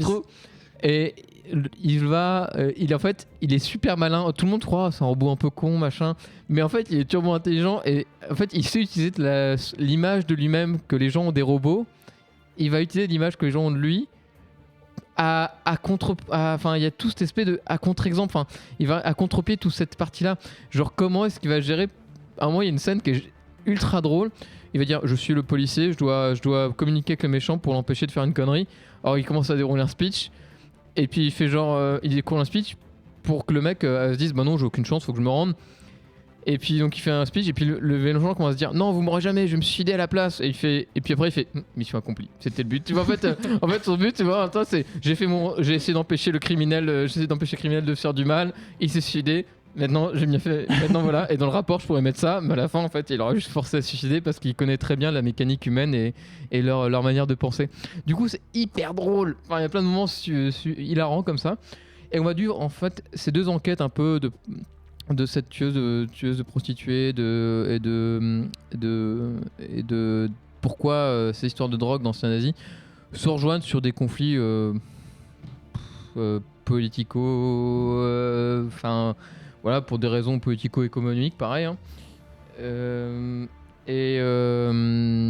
Donc ouais c'est de ça que parle la série, ça va parler d'humain en fait et va parler de faits de société et c'est là où c'est très riche. Et en fait, après, la série va avoir deux autres spin-offs, on va dire. Une qui fait suite à la fin de la série et une qui fait une préquelle. On voit comment la ville a été construite à partir de l'histoire de cet ancien nazi où tu as ceux qui ont participé à la guerre qui vont essayer de construire cette ville ensemble. Et on les voit revenir dans le passé. Ils t'expliquent comment. Et ça, c'est là que tu comprends comment le capitaine a une jambe coupée, comment machin. Enfin, il y a toutes ces histoires-là qui prennent sens à la relecture du run principal. Et on a aussi l'histoire complètement ahurissante, mais complètement folle, de l'histoire de Smack, donc ce gros bonhomme bleu qui est hyper taciturne. En fait, lui, il vient d'un monde de contes de fées où le dessin devient hyper avec des couleurs très mates, enfin très comment dire, très primaires, très primaires de contes. Et il doit affronter un grand méchant dragon chat. Métamorphe. Voilà. Et il se retrouve qu'en fait, dans son monde à lui, dans son monde de contes, en fait, t'as le droit d'être marié avec ta sœur. Mais lui, il vit dans le monde normal. Et du coup, il veut pas se marier avec sa sœur. Du coup, on se retrouve devant des histoires un peu loufoques, où on est un peu ok, mais qu'est-ce qui se passe devant mes yeux? Mais qu'est-ce que je suis en train de lire? Et ce mec était hyper taciturne, hyper idiot, enfin hyper genre pas abruti, mais genre très je rentre dans la bagarre. Se découvre une humanité assez riche sur une histoire horrible de ce qui lui a pu lui arriver. Genre on parle d'un père violent, mais d'un père violent horrible avec l'histoire d'inceste. Enfin, tout, en fait, c'est tout son arc à lui est mis sur un décor complètement doux et mignon, sur une histoire de fond qui est d'une horreur sans nom. Moi j'adore cet arc, mais parce que c'est unique, c'est quelque chose que j'ai jamais lu et on peut pas le raconter ça en vrai, c'est gênant, mais je trouve que c'est fait de la bonne manière, c'est-à-dire que c'est fait d'une manière pour raconter l'horreur via ce côté presque il y a un côté poétique là-dedans, presque absurde aussi. Et absurde. Ouais. Absurde, enfin vraiment ce mélange des genres, en fait, il y a un gros mélange des genres de quelle horreur, quelle poésie, quelle absurdité. Et c'est la bonne manière d'apporter ce genre de thématique à cet endroit-là, parce que sinon ça serait horrible de le raconter trop sérieusement, quoi. Ça serait illisible, ça serait pas bien. Même je trouve que c'est l'ADN de Top 10. Oui. Que ça soit Smax, 49ers qui est lui le préquel, et aussi même Top 10 en lui-même. Il y a ce côté absurde et très je suis moins d'accord, moins de côté sur le côté absurde sur la série principale, sur les préquels, mais ouais, ok. Genre la dératisation pour toi c'est pas absurde. Si mais ça c'est génial, c'est excellent. La dératisation c'est excellent. En fait c'est le Dwayne qui a donc les rats chez sa mère. Ouais, c'est ça. Et il fait intervenir un dératiseur du coup et qui place dans l'appartement des chats atomiques. Oui. Et puis il se déroule finalement une bataille intergalactique entre les chats et les souris. Parce qu'en fait c'est des super souris et du coup ils amènent des super chats. Et quand ils y retournent, en fait le dératiseur lui dit en fait ça risque de prendre un peu de temps parce que en fait, alors comment t'expliquer, la souris cosmique est intervenue qui affronte le chat Galactus et en fait ils vont s'embarquer dans un combat qui risque de fracturer leur dimension et de ramener des versions alternatives d'eux. Donc je dis ici une semaine, ça devrait être bon. Et, et ça se règle, finalement, il y a une des souris ou un des chats qui réécrit l'histoire et plus personne se rappelle de ce qui s'est passé dans l'appartement. Et le dératiseur vient pour se faire payer, mais ils disent mais pourquoi on te paierait, qu'est-ce que t'as fait, enfin, voilà. Il y a plein de petites trouvailles pas comme très ça. qui convaincant. sont, Et en fait, il y a plein d'inspirations de comics réels, il y a plein d'anecdotes, enfin plein, si on regarde dans les détails, le dessin est hyper riche, il y a plein de choses de cachées dans les dessins. J'ai vu toutes les tombes des X-Men, par exemple. Ah oui. Ah, c'est- ok. Vraiment, ils sont tous morts. T'as des références à plein d'autres comics connus des Big Two, des événements du comics. C'est en effet cette histoire de réécriture d'histoire dans des contextes complètement loufoques, en effet. Derrière un fond hyper social et hyper humain. Donc moi, c'est une série que j'adore et à chaque fois que je le relis, je redécouvre quelque chose. À chaque fois que je le relis, je me dis tiens, j'avais oublié ça. Ou quand je le relis, je me dis tiens, par exemple, je l'ai relu, cette histoire de rat. Je m'en souvenais de loin et quand je l'ai relu, j'ai presque pas fait attention à cette histoire parce qu'en fait, c'est quoi? C'est une anecdote. c'est une dans le truc. anecdote Oui, dans oui, cette histoire ça- qui dure 4 pages, mais 4 pages lunaires. Et quand je l'ai relu, je me souvenais plus avoir fait attention. Et c'est vrai, ouais, c'était dedans, quoi. Et c'est vraiment riche comme ça. Enfin, c'est Moi, pour ça je trouve que c'est un instantané un peu de la vie d'un commissariat en fait où on suit. Enfin, moi, ça m'a fait un peu penser, bon, pas du tout dans le même contexte et tout, mais un peu à Police où il y a plein de personnages différents et on suit un peu leur vie personnelle et en même temps leur vie professionnelle. Enfin, pas mal de polars français qui sont comme ça où vraiment il y a la vie de commissariat qui est hyper bien retranscrite. un petit côté soap, quoi. Ouais. Ah ouais. Ouais. Parce que moi, si je devais le comparer à une œuvre filmique, moi je pensais plus à Brooklyn Nine-Nine. Où vraiment, il y a ce côté très commissariat, mais Ouais, aussi loufoque c'est des personnages hauts en couleur dans tous les sens, et ils ont des affaires où tu dis, mais trop bizarre quoi ce qui se passe, ça n'a aucun Ah ouais, sens. puis la prostituée qui, vu qu'elle a des pouvoirs télépathiques, va essayer de convaincre chaque personne qui passe à côté d'elle de la libérer avec ses pouvoirs télépathiques. En les faisant croire qu'ils sont dans un vieux film porno des années 60. c'est ça. C'est très C'est particulier. hilarant, mais derrière, t'as une vraie histoire derrière ça, quoi. Toi, t'en as pensé quoi, Mathieu? Bah ouais, non, moi vraiment, j'ai adoré. Il y a pas mal de trucs qui m'ont quand même un peu gêné, évidemment. Un petit peu Enfin, quand même. Hein. Un petit peu beaucoup. Notamment les 2 dernières pages où, on va pas spoiler, mais la discussion entre le commissaire et son Et son compagnon compagnon. je me souviens, au contraire, moi je crois que c'était plus. Bah, Ils se sont rencontrés, il y en avait un qui était mineur et l'autre c'est le pas du sujet tout, de quoi. 49ers. Ah, Hein. oui. C'est, Et donc il justifie ça par oui, mais on était amoureux, donc Ah oui, ok. c'est vrai, j'ai oublié. Enfin, Oui. mais sinon, ouais, il y a plein d'idées hyper bien. Et il y a aussi des issues qui sont vachement touchantes. Je pense à celle où il y a l'accident de circulation incroyable. Ouais. Ah ouais. où il y a un personnage ultra géant de cheval. tête de cheval qui donc rate sa téléportation et se retrouve fusionné avec un vaisseau dans lequel il y avait un couple. Et enfin, l'histoire est vachement touchante. Ça a aucune incidence après sur le reste de la série, mais c'est vachement Ça passe dans le journal, quoi. Ouais. Enfin, et c'est vraiment une belle issue, je trouve, qui enfin voilà, il y a toutes sortes de choses. Il y a des trucs très marrants, des trucs très touchants. Il y a vraiment plein d'idées, mais aussi des trucs Ouais, c'est ces trucs. Justement, je trouve ça un peu. Dans ce contexte-là, de la manière dont ça venait, je trouve ça un peu génial parce que ça en rajoute à ce côté absurde, en fait. Je vois plus comme de l'absurdité qu'un côté. Prétexte ou quoi que ce soit, quoi. Évidemment, l'histoire entre frères et sœurs sur Smax, tu vois, ça me fait juste rigoler, tu vois. Bah, Surtout le dénouement, quoi, et je trouve drôle. Bah, c'est moi, c'est le dénouement qui me pose problème. C'est-à-dire Et- que je trouve que le sujet est drôle. C'est-à-dire, ouais, bah, dans cet univers un peu cartoon, bah, finalement, c'est pas gênant, on s'en fout un peu, on n'a pas les mêmes codes sociaux que dans l'univers de lequel on est top 10. On est, ils se font ça entre couples, entre frères et sœurs, etc. Et le dénouement, il te dit un peu genre, mais c'est ok, hein. Et je suis vraiment genre, comment ça, Oui, comment non, ça c'est ok c'est pas ok. Non, c'est mais pas. c'est comme pas la thématique ok. de la Mais zoophilie, c'est comme la thématique Oui. du détournement de Oui, mineurs. la zoophilie, ouais, c'est vrai. Alan Moore, il balance tout et à la fin, c'est bon, bah c'est ok. Et comment non, c'est pas ok, non, ouais, c'est trop bizarre. Je comprends pas Ouais, mais ce côté qu'est-ce qu'on. absurde, moi, je sais pas, ça me. Mais du coup, je le vois le côté absurde, c'est-à-dire on y rentre dedans dans cet univers un peu absurde et dans cette thématique où tu dis, oh, c'est gros quand même, et en fait, il n'en sort jamais. Mais il pousse les potards à 4000, hein. Ah, mais c'est pas qu'il pousse, c'est que pour moi, à la fin, il valide. Ah, je suis pas tout à fait Et d'accord. c'est là où. J'ai une question. Ça date de quand déjà? 2000. 2001, ouais. Est-ce que ce serait pas pure théorie?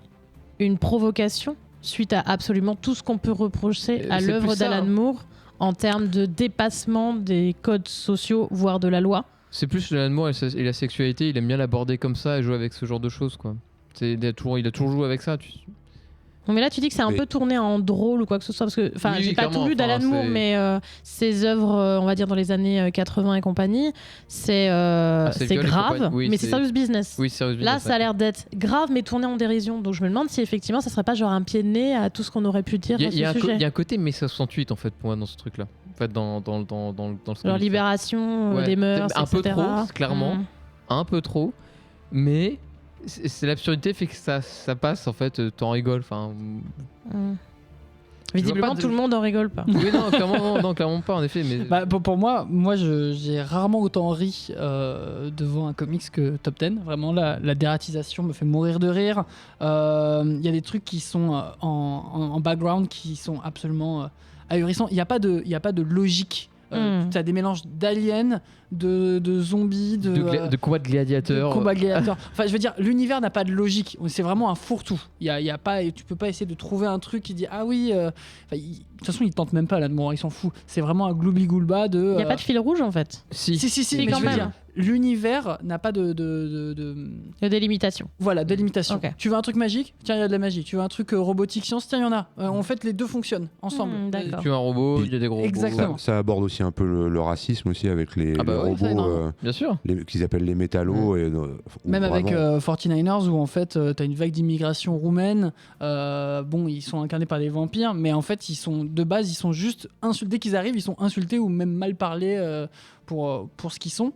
Mais pour te dire en mode côté un peu blouki blouga, c'est qu'il y a une page où t'as des schtroumpfs avec des cigares qui sont en train de voler à un homme asiatique habillé comme en 1800, évanoui devant un bar uniquement réservé aux dieux. Voilà. Ok, Camoulox. Mais c'est voilà, le titre ça devrait être Top 10 Et de ouais, Camoulox. les dieux sont les plus racistes aussi de toute cette histoire. Oh là là. C'est- Ah, Pareil, oui. la séquence du dieu dans le bar, c'est Ah, c'est incroyable. Elle est très très drôle, mais ça fonctionne vraiment trop bien. Et t'as aussi l'impression que tout le monde se connaît dans cet univers. C'est-à-dire, comme tu le dis, vu que on a l'impression qu'ils ont tous un passé, ils disent ah ouais lui, ouais bah ouais lui, je le connais, il a vu ça là. Ah oui lui, ouais on se connaît aussi. Et t'as l'impression que tout le monde se connaît et que t'es vraiment dans la peau de Robin, donc Toy Box, et t'arrives dans ce top 10 et tu dis bon alors. Qu'est-ce que c'est que ce foutraque là? C'est Ils se connaissent tous, ils ont tous une tête machin qui a couché avec machin, qui connaît le mari de machin parce qu'ils ont travaillé ensemble avant. Enfin, cette tangibilité des personnages, c'est très rare de pouvoir la lire et de pouvoir la palper sur des œuvres de fiction. Et œuvres de fiction en général, je veux dire, c'est ce que je veux dire là-dessus, c'est ça qui est riche là-dessus dans ce comics quoi. Et ce qui m'a aussi beaucoup fait rire, par exemple, c'est une des premières issues, t'as le SWAT qui arrive et les flics lui disent bon bah vous pouvez commencer les négociations et le capitaine du SWAT fait hé toi là-bas t'es mort et il rentre et il défonce tout.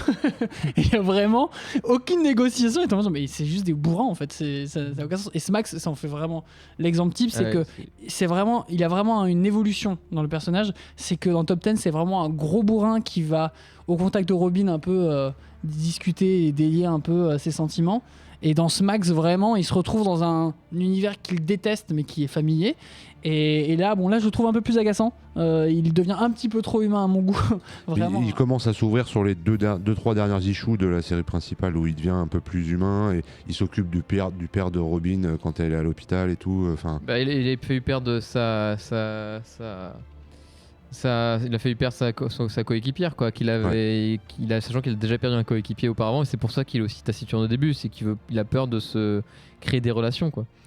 Et dans le récit, il y a vraiment un tournant 3 numéros avant la fin où vraiment il y a quelque chose qui se passe qui débloque plein de situations, notamment émotionnelles avec certains personnages et aussi dans les enquêtes. Il y a une enquête qui prend limite complètement fin alors qu'elle est là depuis le début et elle est assez violente comme dénouement avec les personnages qui meurent. Vraiment, on retrouve dans du serious business et on n'a pas parlé du dessin, mais je trouve que le dessin il est très fourmier. Enfin, il y a beaucoup. C'est riche. C'est Ça très fourmille, riche. Et j'ai quelqu'un qui a vu le dessin que j'étais en train de lire en disant ça c'est hilarant. Et elle a regardé le dessin, elle a fait mais en fait c'est hyper sérieux. Et non en fait c'est pas sérieux, mais ça donne Quand même. ça donne un corps. Enfin c'est sérieux, mais je veux dire ça donne un corps vraiment où tu te dis bon cet univers il existe et il est pas fun. Et c'est juste tes personnages ils sont tellement, enfin l'univers est tellement absurde que ça le rend fun, mais t'as pas envie de vivre là-dedans quoi. Ah non, vraiment pas clairement envie de vivre dans Néopolis. C'est Mais une vrai ville que qui les fourmille. dessins sont super, il y a plein de détails partout, enfin dans toutes les cases regorgent de détails, c'est assez impressionnant. Et ouais, ça me fait un peu penser aux humanoïdes associés un peu dans le dessin. Ah ouais. Non, mais c'était bien. C'était bien. Oui, Ouais. Ça a l'air d'être enthousiasmant en tout cas. c'est enthousiasmant, c'est très Et sympa à questionnant. lire. C'est ultra dense. Et alors, ça, ce que disait XT, c'est que tu ne t'ennuies pas. On te dit, ah bah tiens, il faut que j'appelle un tel pour du renfort. Ah, il peut pas parce qu'il fait ça. Hop, et tu vas sur l'autre un tel qui est en train de faire autre chose. Et ça ne s'arrête jamais. Ouais. C'est non-stop. Tu Et passes de discussion en discussion Ouais. comme ça, t'en as une qui commence au fond, et la case d'après, tu te focuses sur. Et ça, ce justement, vrai côté sériel de si vous pouvez lire genre un numéro par jour, 2 numéros par jour, c'est parfait pour ça. C'est pas fait Ouais. pour être d'une traite en fait. Et par contre, je trouve que les deux autres séries dérivées, Smax et 49ers, n'ont pas du tout le même rythme Non, pas du tout. et racontent pas du tout la même chose aussi de la même manière. Ce qui fait que 49ers, là où c'est un problème, parce qu'en fait, on est dans le C'est la plus faible dans le passé même, on est dans les origines, l'arrivée à Néopolis du commissaire qu'on connaît et qui est homosexuel et qui a cette fameuse affaire avec un majeur alors qu'il n'en a que 16 ans au moment des 49ers. Et à un moment, c'est évoqué, ce côté genre, pendant la Seconde Guerre mondiale, il avait une dizaine d'années, mais quand il passait au cinéma pour de la propagande, les jeunes femmes et les jeunes hommes étaient en mode un peu tout émoustillés de le voir dans son costume, etc. Et tu vois que au personnage du commissaire, ça le rend mal à l'aise. Et pourtant après, on continue quand même dans cette histoire, alors qu'il n'a que 16 ans et que lui, on a déjà 29. Et je trouve ça étonnant, la manière dont c'est amené. Et moi, ça m'a un peu déplu. J'avais un peu ce petit goût amer de me dire je comprends pas où est-ce qu'il va en venir. Qu'est-ce que tu essaies de me raconter? Est-ce que tu es en train de me dire que c'est ok et que l'amour triomphe de tout, ou finalement que tu te moques de ta propre comme tu le disais Lux, Parce que après, de c'est ce que tu as déjà écrit un avant, personnage qui aussi découvre son homosexualité aussi en plus sur un des deux quoi. En Ouais, ouais. En plus, non, t'en as un mais qui se mais tu découvre sais, aussi, même si j'adore le film Call Me By Your Name, je trouve qu'il est extrêmement problématique Oui, non, mais pour il les mêmes raisons. y a Complètement. un peu la même idée là-dessus, hein, je suis d'accord. Ouais, ça, c'est... Et Pour 49ers plus que pour Smax d'ailleurs, parce que Smax c'est vraiment plus absurde. Donc, Smax, c'est tellement absurde, mais je trouve ça tellement.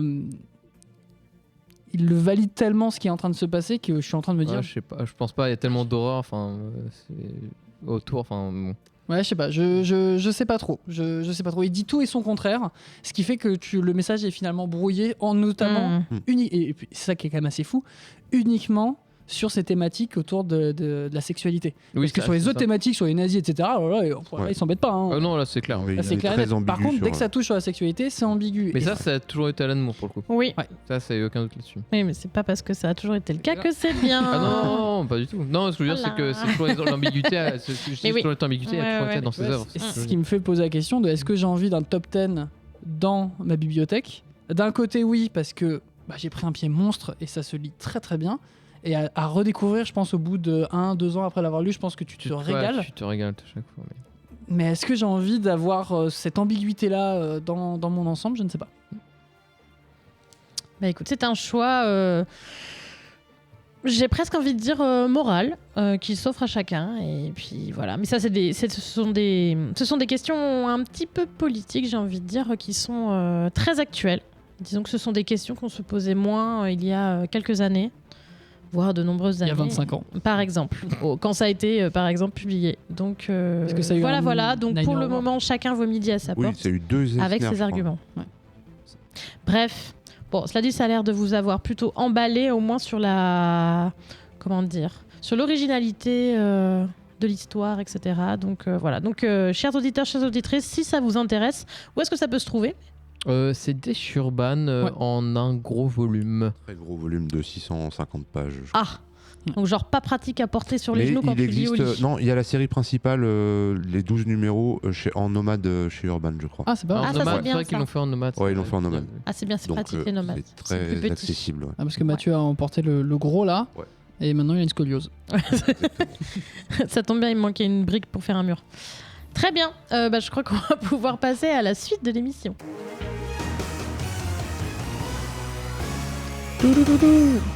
Chers auditeurs, chères auditrices, connaissez-vous le Patreon ? qu'est-ce que le Patreon ? Le Patreon, c'est un genre d'abonnement. C'est une petite somme que vous décidez de nous donner tous les mois. J'ai envie de dire. Je sais pas comment expliquer ça. Là, ça fait un peu... je sais pas. C'était très moche. C'est comme un abonnement. Voilà. Tout simplement, c'est une petite somme d'argent que vous nous donnez tous les mois qui nous permet de compléter les revenus de l'association comment on appelle ça, des cotisations, puisque donc je rappelle que nous appartenons à un label qui est donc le Vaisseau Hyper Sans Sas, qui permet la publication de plusieurs podcasts sur des sujets divers et variés. N'hésitez pas à aller les écouter par ailleurs. Et donc nous sommes composés en association. Et ces petits sous que vous nous donnez gentiment nous permettent de notamment renouveler le matériel, organiser des événements publics, etc. etc. Évidemment, tout ceci ne se fait pas sans contrepartie. Nous sommes d'ailleurs partis pour justement repenser un petit peu les récompenses Patreon. Mais par exemple, ça vous permet d'écouter, en ce qui concerne Comics Outcast, si vous êtes Patreon sur notre Discord, vous pouvez écouter en direct l'épisode. C'est le cas actuellement. Nous avons des gentils auditeurs qui nous écoutent et qui du coup corrigent les bêtises qu'on dit d'ailleurs. Voilà. Merci Gigoz. On dit jamais de bêtises. Non mais voilà, qui nous apportent des précisions, etc., qui interagissent avec nous en direct. Donc c'est plutôt sympa parce que ça permet d'enrichir les épisodes. Bref, petit... en 1989. De quoi ? La dernière fois que j'ai dit des bêtises, c'était en 1989. J'étais même pas encore dans le ventre. Oui, ce que j'allais dire, t'étais même pas né. Oh, c'est jeune, je te jure. Voilà, donc si vous souhaitez nous aider, nous soutenir, vous pouvez retrouver les conditions sur patreon.com/vaisseau hyper sans sas, puisque c'est bien évidemment un abonnement dédié à l'entièreté du label. Troisième et dernière partie de l'émission, nous allons parler du Hors les Bulles. Le Hors les Bulles, c'est quoi ? On parle de l'univers comics, mais qui n'est pas un livre. Les séries, les films, les expositions, les jeux de société, que sais-je. Cette semaine, bon, c'est pas des semaines, mais on s'en fout. Ce numéro, nous avons décidé de vous parler de votre fidèle serviteur Spider-Man, enfin Spider-Man du coup. Et en anglais, ça donne ? Ça donne Friend of my Heart Spider-Man. Parfait. Qui est donc la série animée disponible sur Disney+, consacrée à une itération originale du personnage de Spider-Man. Donc je vais passer la parole à Mathieu qui va nous faire un petit topo avant qu'on donne notre avis. Surtout qu'en plus j'ai regardé, donc je vais pouvoir participer. Ah. Exactement, donc je vais vous parler donc de cette série, qui est une série animée en 10 épisodes de à peu près 25 minutes. La série débute sur un Peter Parker qui fait son entrée à la Midtown School, qui a l'air d'être une plutôt bonne école. Plutôt moyen, non ? Un peu mid ? Oui, Ouais, un peu mid. Ouais, très bon. Donc il fait son entrée à cette école et avant même l'entrée, il y a un portail qui s'ouvre d'où sort une espèce de monstre qui ressemble vaguement à Venom, mais avec des poils, on dirait. Alors un portail cosmique, enfin un portail magique cosmique. Plutôt. Parce que Un ça portail. fait... C'est vrai, pas un portail en fer Non, pour pardon, rentrer chez ta un grand-mère. portail du Doctor Strange, du coup, parce qu'il est poursuivi par Doctor Strange. Après un combat donc entre le Doctor Strange et cette espèce de bébête, on voit Peter qui sauve une jeune fille qui visiblement faisait sa rentrée aussi, qui est Nico Minoru, qui est connue dans les comics pour être un personnage des Runaways. Donc voilà, Strange repart assez facilement avec le super vilain en repassant par le portail cosmique. Duquel est descendue une araignée en fait l'araignée qui va piquer Peter et lui donner ses pouvoirs. Ensuite donc on est sur donc ça c'est plus ou moins le premier épisode qui se termine sur Norman Osborn qui vient proposer à Peter en plus de l'école de faire un stage chez Oscorp qui est la grosse multinationale de Norman Osborn. Dans l'épisode 2, je sais pas, je pensais parler des 3 premiers épisodes peut-être. Ouais, c'est ça. Oui, ça peut être pas mal, ça donne un peu une température voilà, comme ça. Donc dans l'épisode 2, on a le début de l'amitié avec Lonnie, qui est le quarterback du collège-lycée. Ouais. Quarterback populaire, Voilà. un peu star du lycée, quoi, Voilà, comme on l'a été nous. Hein. Bah, exactement, ouais. Alors, on jouait pas au football américain, on était Non. plutôt... Nous, c'était golf et rink hockey. Et donc Lonnie, qui est, contrairement au cliché du quarterback, est plutôt, qui a l'air plutôt très intelligent et qui choisit Peter comme partenaire pour faire des expériences, pour bosser ensemble. Les TP voilà. de SVT. Exactement. Donc ensuite, il y a le début du stage chez Oscorp, où, pendant lequel Peter doit intervenir pendant sa pause dans un immeuble qui est incendié par un espèce de vilain un peu random qui est muni de lance-flammes au bout des mains. Et en rentrant chez Oscorp, sans avoir trop attiré l'attention de ses collègues de laboratoire, il est convoqué par Norman Osborn dans son bureau, qui lui révèle qu'il a vu sur les caméras de surveillance qu'il était Spider-Man. Donc voilà, ça c'est la fin de l'épisode 2. Et l'épisode 3, Peter est invité par Norman Osborn à dîner dans un restaurant qu'il a privatisé. Et donc la discussion finit par arriver sur effectivement la double identité de Peter. Et on a un Norman Osborn qui s'enflamme un peu en ayant plein d'idées pour le costume et tout ça.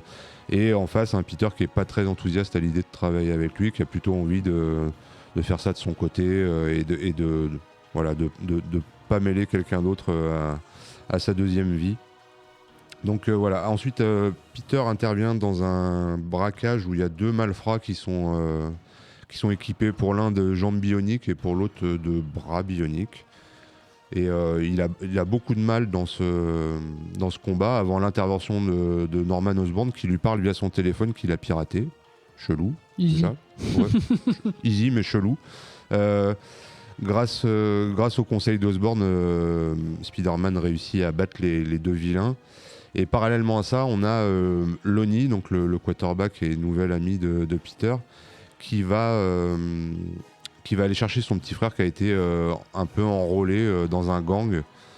Et pour le libérer, Lonnie propose d'intégrer le gang à la place de son petit frère. Et donc l'épisode se termine sur Peter qui dit à Osborn bienvenue dans l'équipe, et le chef de gang qui fait de même avec Lonnie du coup. Destin croisé. Voilà. Donc je reviens sur voilà. Donc voilà, moi j'ai pris beaucoup de plaisir avec cette série. Je trouve que l'écriture des personnages est chouette. Ils ont tous une évolution assez bien marquée.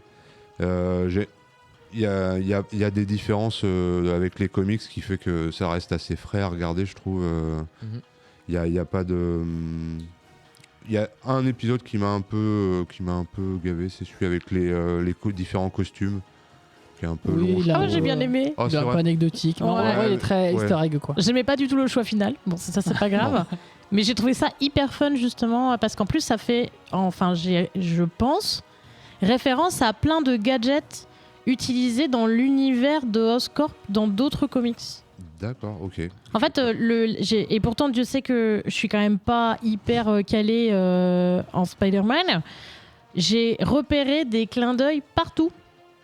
Soit à des personnages, etc., soit à des arcs, des machins, des bidules. Dans l'épisode 1, tu parles à la fin Norman Osborn qui débarque en gros chez Peter Parker et chez Aunt May, Qui a à peu évidemment. près 25 ans ce coup-ci, là. Voilà. Elle paraît très jeune, je trouve. Et qu'est-ce qui se passe ? Eh ben, c'est Peter Parker qui rentre chez lui avec un lecteur DVD sous le bras, et il y a sa tante May qui est sur le canapé avec quelqu'un, mais il fait pas gaffe, il a ses écouteurs et tout. C'est copier-coller la scène de Civil War où Tony Stark vient chercher Peter Parker chez lui. Oui. Et j'ai trouvé que c'était un super clin d'œil parce que justement, comme je l'ai repéré tout de suite, je me suis dit, mais ça peut pas être Tony Stark, ou alors peut-être que ça peut être Tony Stark. Du coup, quand Norman Osborn est arrivé, j'étais là, oh, trop bien! Bref, c'est rempli de petits clins d'œil, et justement, je trouve que l'épisode des costumes est intéressant parce que t'as un drone qui ressemble vaguement à l'espèce de surf chelou que du Green Goblin, etc. Enfin, voilà. Ça permet de donner aussi des fausses pistes, vraiment, où on se dit ah tiens, ils ont mis ça en place, peut-être que, et finalement non, ça n'a rien à voir, c'est juste une autre itération dans cet univers, et c'est plutôt bien maîtrisé sur ces easter eggs. Ouais, moi graphiquement je trouve que c'est assez chouette, c'est un peu vraiment les origines des comics un peu, enfin je trouve au niveau du dessin. L'animation est au niveau de la voltige et des scènes est vachement fluide et tout, un peu moins je trouve sur les scènes de la vie où ça me paraît parfois un peu saccadé. Enfin, Il y a moins besoin, on va Ouais, il y dire. a moins Ils ont besoin. dû moins investir à ce moment-là. et il y a un Tu dois pas avoir un budget Je pense énorme. que c'est vrai je pense plutôt même bien que fait. c'est fait un peu exprès. Ouais, Pour oui, vraiment je pense redonner aussi, du parce qu'il y a peps, vraiment- c'est il y a vraiment vraiment une différence énorme avec les scènes de toile et compagnie. même d'action hein, tout court. Hein, Ouais. parce que- Oui, parce qu'il y a des combats qui sont quand même vraiment. Enfin, le combat contre le Scorpion qui Ouais. est l'antagoniste principal de la première saison, on va dire à peu près, est très violent, quoi. Enfin. Et il y a aussi un effet qui est assez chouette, c'est l'effet case de comics en fait, notamment pendant les combats où, Oui. donc l'écran se partage en 2 ou 3 cases de comics en fait pour montrer différentes situations, enfin différents dessins. Qu'est-ce Avec les que onomatopées, paf, pif, pouf. ouais. Ah non, c'est vraiment réussi graphiquement. Le fait que ce soit, alors c'est visiblement c'est à peu près intégré dans le MCU puisqu'on parle de Civil War en fait, enfin on parle de la guerre entre Tony Stark et Oui. Captain, mais ça n'a pas vraiment d'incidence sur l'histoire de Peter en fait. Enfin, on n'en entend pas plus parler que ça. Enfin, bon, ça gêne en rien, hein, mais C'est rapidement évoqué quand même par Norman Osborn, puisque la question c'est est-ce qu'on register, comment on dit, on enregistre ouais. Spider-Man ou pas? Oui, mais du coup après on n'en entend plus vraiment parler. Enfin, Je suis d'accord. Donc voilà, sinon les personnages, moi j'adore Nico Minoru, sa bro quoi, enfin sa super copine, et Lonnie aussi qui sont, enfin on sent qu'ils vont prendre de l'importance par la suite parce que donc la fin de la saison se termine sur plein de cliffhangers Oh oui. pour plein de personnages et voilà. J'ai moins aimé l'écriture de Norman Osborn que je trouve un peu binaire quoi. Enfin, il est soit je trouve un peu benet, enfin par moment je trouve un peu Ok. bébête parfois et un peu menaçant. Enfin et pareil lui il lui arrive un truc à la fin qui est assez prometteur je pense pour la saison 2 qui visiblement arriverait l'an prochain. L'an prochain Ouais. Oh, c'est Trop loin. bien. Ouais, c'est mais loin c'est déjà mais c'est moins assez loin rapide que. quand même finalement. Ouais, bah, je, Ouais. je m'attendais à plus long que ça mais non c'est On a tellement l'habitude d'attendre 2 ans maintenant dès C'est qu'il y a ça. une saison d'un truc qui sort. donc moi c'est plutôt un gros oui Hmm. pour la série. Qu'en as-tu pensé, Matt? Ah bah moi je pense que c'est une excellente surprise. J'attendais rien. Quand c'était annoncé, on voyait ça un peu du coin de l'œil. Graphiquement, c'était un peu particulier aussi. Donc je me disais ok pourquoi pas, voir ce que ça va donner. Le temps est passé et à un moment je me suis dit ouais, vas-y on va se plonger là-dedans parce que j'avais rien à regarder. C'est faux, j'ai plein de trucs à regarder. Mais c'est Spider-Man donc on a envie de se lancer dedans. Et il y a une vibe entière dans ce comic, j'allais dire dans ce comics, c'est tellement ça paraît comics, mais dans cette série qui est impressionnant, qui donne la pêche, qui donne envie de continuer, notamment avec cette introduction, enfin ce générique d'intro. Mais oui. Meilleur générique incroyable. d'introduction depuis. Vraiment génial. quoi. Ouais, c'est le Vraiment. meilleur générique d'intro d'une La bonne série reprise, Marvel Exactement. de c'est- tout c'est- Disney+. Voilà. Qui est c'est un dit. peu gâché en français du coup. Alors voilà, ça c'est un truc, c'est que ils ont eu Sauf quand c'est toi qui le chantes. l'audace et en vrai ça c'est chouette pour la version française de le doubler parce qu'il y a un rap en plein milieu de cette intro, de ce générique pardon, et ils l'ont doublé, ce qui est cool parce que bah, c'est cool d'avoir du doublage. Après, c'est pas très réussi. Au moins, ils vont Et- essayer. Moins qu'on puisse dire. Et moi, je me suis fait parce que j'avais déjà vu l'information en me disant Ouah, la VF elle est un peu dure. Et vraiment, juste le générique en VF, ça s'écoute une fois, on rigole. Et après, on remet le générique en arrière, on le met en VO et c'est parti. Mais non, j'ai vraiment j'ai trouvé ça vraiment très très chouette. Il y avait aussi une petite appréhension, c'est-à-dire que le doubleur officiel de Peter Parker, qui s'appelle Hudson Thames, qui doublait aussi Peter Parker dans What If, a fait un petit tweet un peu compliqué. La méta de la série, aïe aïe aïe. Et voilà, et qui disait vous allez voir, la série elle est super, j'avais peur que ça soit un truc trop woke, et en fait c'est super. Aïe, aïe, Merci. aïe. Je sais pas si c'est ça. Et en fait, t'en as pas parlé, et ça je trouve ça trop cool parce que. Je le savais pas. Non, mais t'en as pas parlé d'un autre point, c'est-à-dire que, bah, en fait, on a des itérations différentes, mais parce que Osborn est noir américain, son fils Harry Osborn est noir américain, on a Nico Minoru qui est là, le Dr Connors est finalement une femme noire, et ça ne change strictement rien, Oui. à part créer de la diversité à part, créer aussi des représentations, de rendre cette histoire encore plus, on va dire, inclus dans notre société. En fait, c'est ça, le wokisme en quelque sorte, c'est le fait juste de donner une place à toute personne. Et ça change rien. Et ça ne change strictement rien. Comprend et la compréhension du truc. Et vraiment, quand j'ai vu cette série, je me suis dit, d'accord. Donc en fait, j'ai pas envie de dire qu'il est un peu bené, ce doubleur. Mais quand même, je me dis, disons que son angle de vue est un peu limité. Exactement. Voilà. Mais sinon, en parlant uniquement de la série, je pense qu'un des gros points forts de la série, ce sont ses personnages secondaires.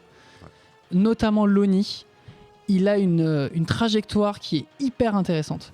Tu as tout le temps l'impression qu'il va se transformer en super méchant parce que je sais pas si je spoil ou pas en fonction du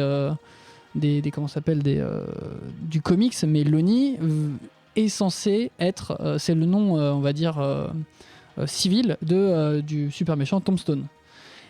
Et donc, on le voit un peu comme Osborn, on les voit devenir peut-être méchants, et finalement, à chaque fois, ça les évite sur un truc. Ah ben non, je n'ai pas voulu faire ça. Ah ben non, en fait, je vais plus prendre ce chemin-là. Et ce qui rend Lonnie hyper attachant, et on a peur pour lui. On a peur pour lui parce qu'il prend une trajectoire où on se dit, tu peux faire mieux, mais il arrive quand même à être bienveillant, il arrive quand même à être là pour les autres. Et on se dit, c'est fou, où est-ce que ça va aller? Parce que j'ai pas envie qu'il soit méchant, en fait. J'ai envie qu'il reste mon ami. Et Nico Minoru est super. Je trouve qu'au contraire, j'ai oublié, j'ai que Harry Osborn. Comment il s'appelle Norman Osborn, je le trouve hyper intéressant parce que on attend de lui qu'il soit vicieux, méchant et autres. Et finalement, il montre des failles, il paraît très humain et on a du mal à le jauger. Et je trouve que c'est une des forces de la série. Avec tous les contre-pieds avec lesquels le lore Spider-Man nous a habitués. Exactement. Tout va contre. Enfin, on s'attend. Toutes les réactions qu'on attend d'un personnage vont au final ne pas l'être. Ce qu'on croyait être l'ennemi de base, en fait, n'est peut-être pas finalement l'ennemi et peut-être un ami au final. Il y a toute cette mécanique qui marche super bien pour les anciens, enfin pour ceux qui sont habitués à Spider-Man. Et la série reste aussi du coup une très bonne porte d'entrée grâce à ça pour n'importe qui en fait. Il n'y a aucun prérequis sur qui va la regarder. Du coup je pense que la série aussi a le luxe de s'adresser à tout le monde. Alors ouais, on parlait de à qui s'adresse cette série. Oui. Je ne sais pas. Justement, c'était la question que je voulais poser, je l'ai même notée. C'est de 7 à 70 voilà, ans. c'est à qui s'adresse en termes d'âge principalement cette série. Puisque donc effectivement, personnellement, quand je me suis lancée dedans, et puis le premier épisode s'y prête aussi, je me suis dit, ok, c'est plutôt un truc pour les... Je sais pas moi, pour les pré-ados, pour justement rentrer dans l'univers, etc. Sauf que plus on avance dans la série, il y a des histoires de gangs, il y a des histoires d'armes à feu qu'on ne voit pas forcément très souvent dans les histoires de super-héros, à part quand c'est l'armée qui tire sur des gens invincibles, parce qu'évidemment, pourquoi gâcher des balles? On s'en fout, c'est le contribuable qui paye. Il y a du sang. Ouais. Spider-Man, à un moment, est blessé. Il saigne. Il y a des morts. Et du saigne rouge. Et il saigne rouge, c'est ça, oui. Et il y a des morts. Donc là, je me suis dit, bon, même avant ça, mais donc on évolue vers un truc.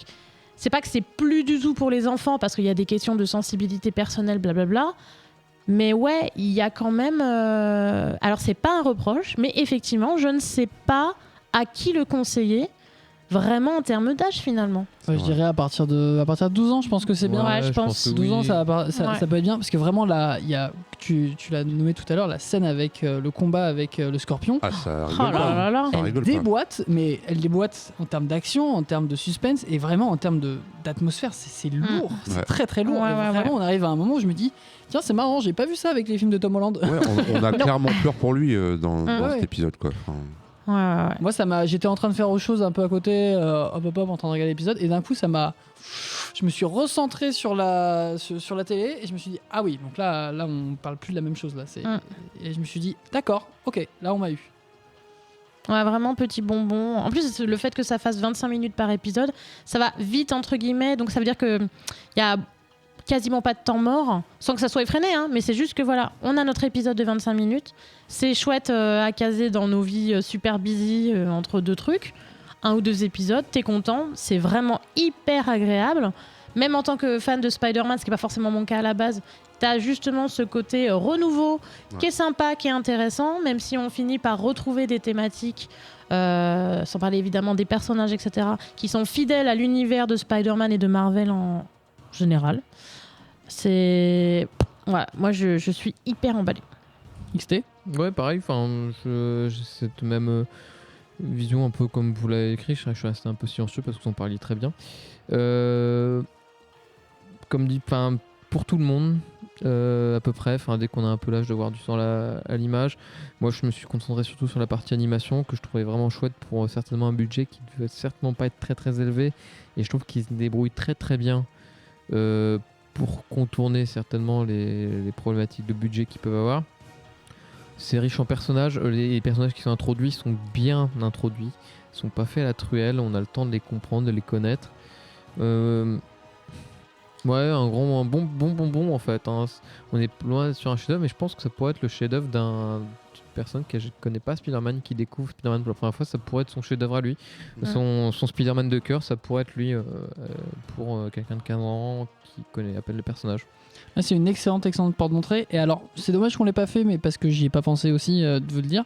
Mais il y a un comics qui est sorti au même moment que la diffusion, qui a à peu près le même design, et je sais pas si ça raconte la même chose ou si. Donc en gros, en fait, je pense que c'est vachement intéressant d'avoir fait les deux en même temps. C'est-à-dire que le gamin qui aurait vu la série et se serait dit putain, en fait, j'ai envie de lire du Spider-Man. Bah tiens, c'est une version. Je sais pas si elle est différente ou pas, mais il y a cette version qui existe en papier, ou quelqu'un qui se lance dans le papier par curiosité parce que c'est un lecteur habitué qui se dit tiens, ça peut être pas mal quand même en série, et va se lancer quand même voir la série. Donc c'est plutôt bien joué de la part de Marvel d'avoir tenté ça. Ouais, les vases communicants, c'est plutôt agréable. Donc voilà, non, vraiment très très bien. Moi je suis très très content de l'avoir vu, j'ai hâte de la saison 2. Ah oui. Pareil. À noter qu'il n'y a pas le côté, il est trop jeune, mais le côté Daily Bugle, photographe de. Ouais. Oui. Ah oui, non, là, il est encore au lycée. Ouais, et du coup, il n'y a pas Jenna Jameson. Après, oui, c'est un peu le truc, un peu Spider-Man. Jonah. Beaucoup de fans aimeraient bien.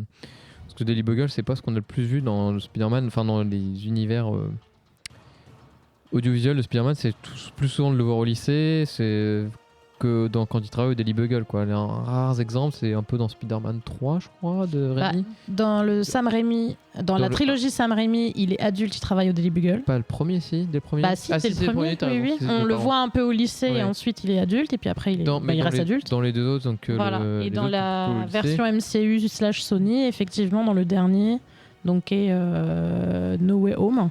Mhm. Là, effectivement, on a Et un peu plus. Pareil pour Andrew Garfield. Andrew Garfield, il reste au lycée, il me semble. Hein. Oui. Oui.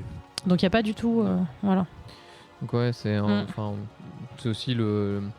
Moi par exemple, c'est vrai que j'aimerais bien avoir un peu plus de personnages de Spider-Man au Daily Bugle qu'au lycée, parce que c'est vrai que ça reste aussi très. T'as beaucoup de romances, un peu de teen movies en fait, enfin un côté teen movie Ouais. là-dessus, hein, qui, si vous aimez bien, c'est très bien. Si vous n'avez déjà vu un peu trop, vous le verrez sans déplaisir, mais c'est plutôt très bien fait. Maintenant, voilà, ça reste du teen movie côté amour et sentiment, on va dire. Ouais. Bon, il n'y en a pas trop, je trouve, dans ce dessin animé-là. Mais effectivement, c'est quelque chose qu'on voit couramment dans les histoires de Spider-Man quand il est ado. Voilà. Rien d'illogique, hein, bien sûr. Est-ce que vous voyez quelque chose à ajouter ? Non, pas regardez la particulièrement. Ouais, regardez. Ouais, regardez. Regardez, Ok. c'est chouette. Est-ce que vous réalisez que si vous n'avez rien à ajouter, ça veut dire que l'émission est terminée ? Non, parce qu'après on Mais boit oui. l'apéro. Ah bah je suis pas prévenu, bah c'est sympa. Bon bah Maïedo Serge. J'ai invité que Matt pour l'apéro. Ah super. Matt apéro. Oula. Je vais me renommer. Matt apéro du Matic. Oh putain, ça devient compliqué. Sur ce, chers auditeurs, chères auditrices, l'épisode 243 de Comics Outcast touche à sa fin. Nous allons bien évidemment remercier très chaudement notre team de l'amour. Mathieu, merci beaucoup.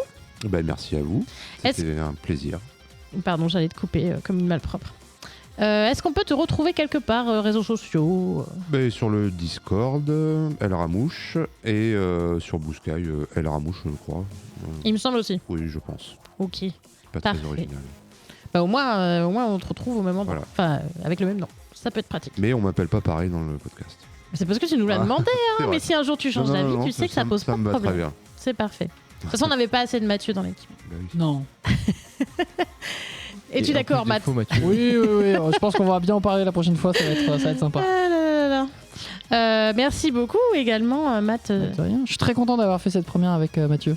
Oh. Pareillement. Et oui, maintenant on se tient la main et on va aller loin. On va aller très très loin. C'est beau. Ils se sont littéralement fait un petit serrage de main Ils avec se sont une petite embrassés. larme au coin de l'œil. Très C'était très délicat. beau. Je décris parce qu'il faut que ça reste radiophonique quand même. Remets ce pantalon. Pitié. Dit celui qui a mis des collants tout à l'heure. Oh là bah ça, pour savoir ce qui s'est passé, il faut être Patreon. Oui. Littéralement. Voilà, pour les photos Compromettant. des coulisses, j'ai envie de dire. Enfin bref. Donc Matt, merci beaucoup. Est-ce qu'on peut également te retrouver quelque part? Bah, déjà chez XT pour l'apéro, Vraisemblablement. avec ses collants, j'espère. Et sinon, non, bah, sur le Discord, Matapeur du Matic, sur Blue Sky, Matapeur du Matic. Et c'est tout. Insta, mais bon, j'y suis plus, donc Ok. voilà. Restez. Bah. Bon, c'est déjà pas mal, cela dit. Ouais. Mais Super. t'as quitté Insta? Non, Ah, non. ouais, Alors, mais il a pas. l'air d'être content. Meta, Meta. Instagram, Quitter Insta. Meta. Meta, Quitter Facebook. Insta. C'est Oui. Instagram, Meta, Facebook. Oh là, Oh bonsoir. putain. C'est un peu laborieux, mais on va dire oui. Oh, ouais. Voilà, il est tard. On va aller faire d'autres. Mm. Et bah, du coup, merci quand même, malgré cette blague. Laborieuse. Oui. Je suis sûr qu'il y aura des auditeurs qui l'auront. Ils feront ah mais oui. Mais oui. Quel génie! Bah écoute, si vous l'avez, envoyez un petit message à XT, comme ça il se sentira moins Je vous seul. enverrai une photo de moi en collant. Voilà, pour la récompense. La patte du gars. Mais avec un smiley sur le visage, parce que Ah oui, voilà, l'intimité c'est important. Où est-ce qu'on peut te retrouver, mon cher XT? Chez moi au travail. Ah non, je vais plus de travail bientôt, mais je retrouve après. Oh là là, ces rebondissements. Sur Discord, XTFate, et puis sur Blue Sky, XTFate, et puis voilà. Très bien. Et toi, Bah- Lux, on te retrouve où? Ah, oula, partout. Oh waouh! Derrière Je suis vous, votre pire cauchemar. Regardez derrière votre épaule. Je suis cachée Luxe est là. derrière les rideaux avec les pieds qui dépassent. Vous pouvez me retrouver sur Blue Sky Luxbox, sur Instagram Crazy Luxbox, parce qu'évidemment Luxbox était déjà pris. Bien évidemment sur le Discord, et puis c'est déjà pas mal. En tout cas, merci beaucoup. Bah, merci à vous. Présenté cette super émission. Très bien, ben clap de fin. À bientôt. À plus. Ciao! Au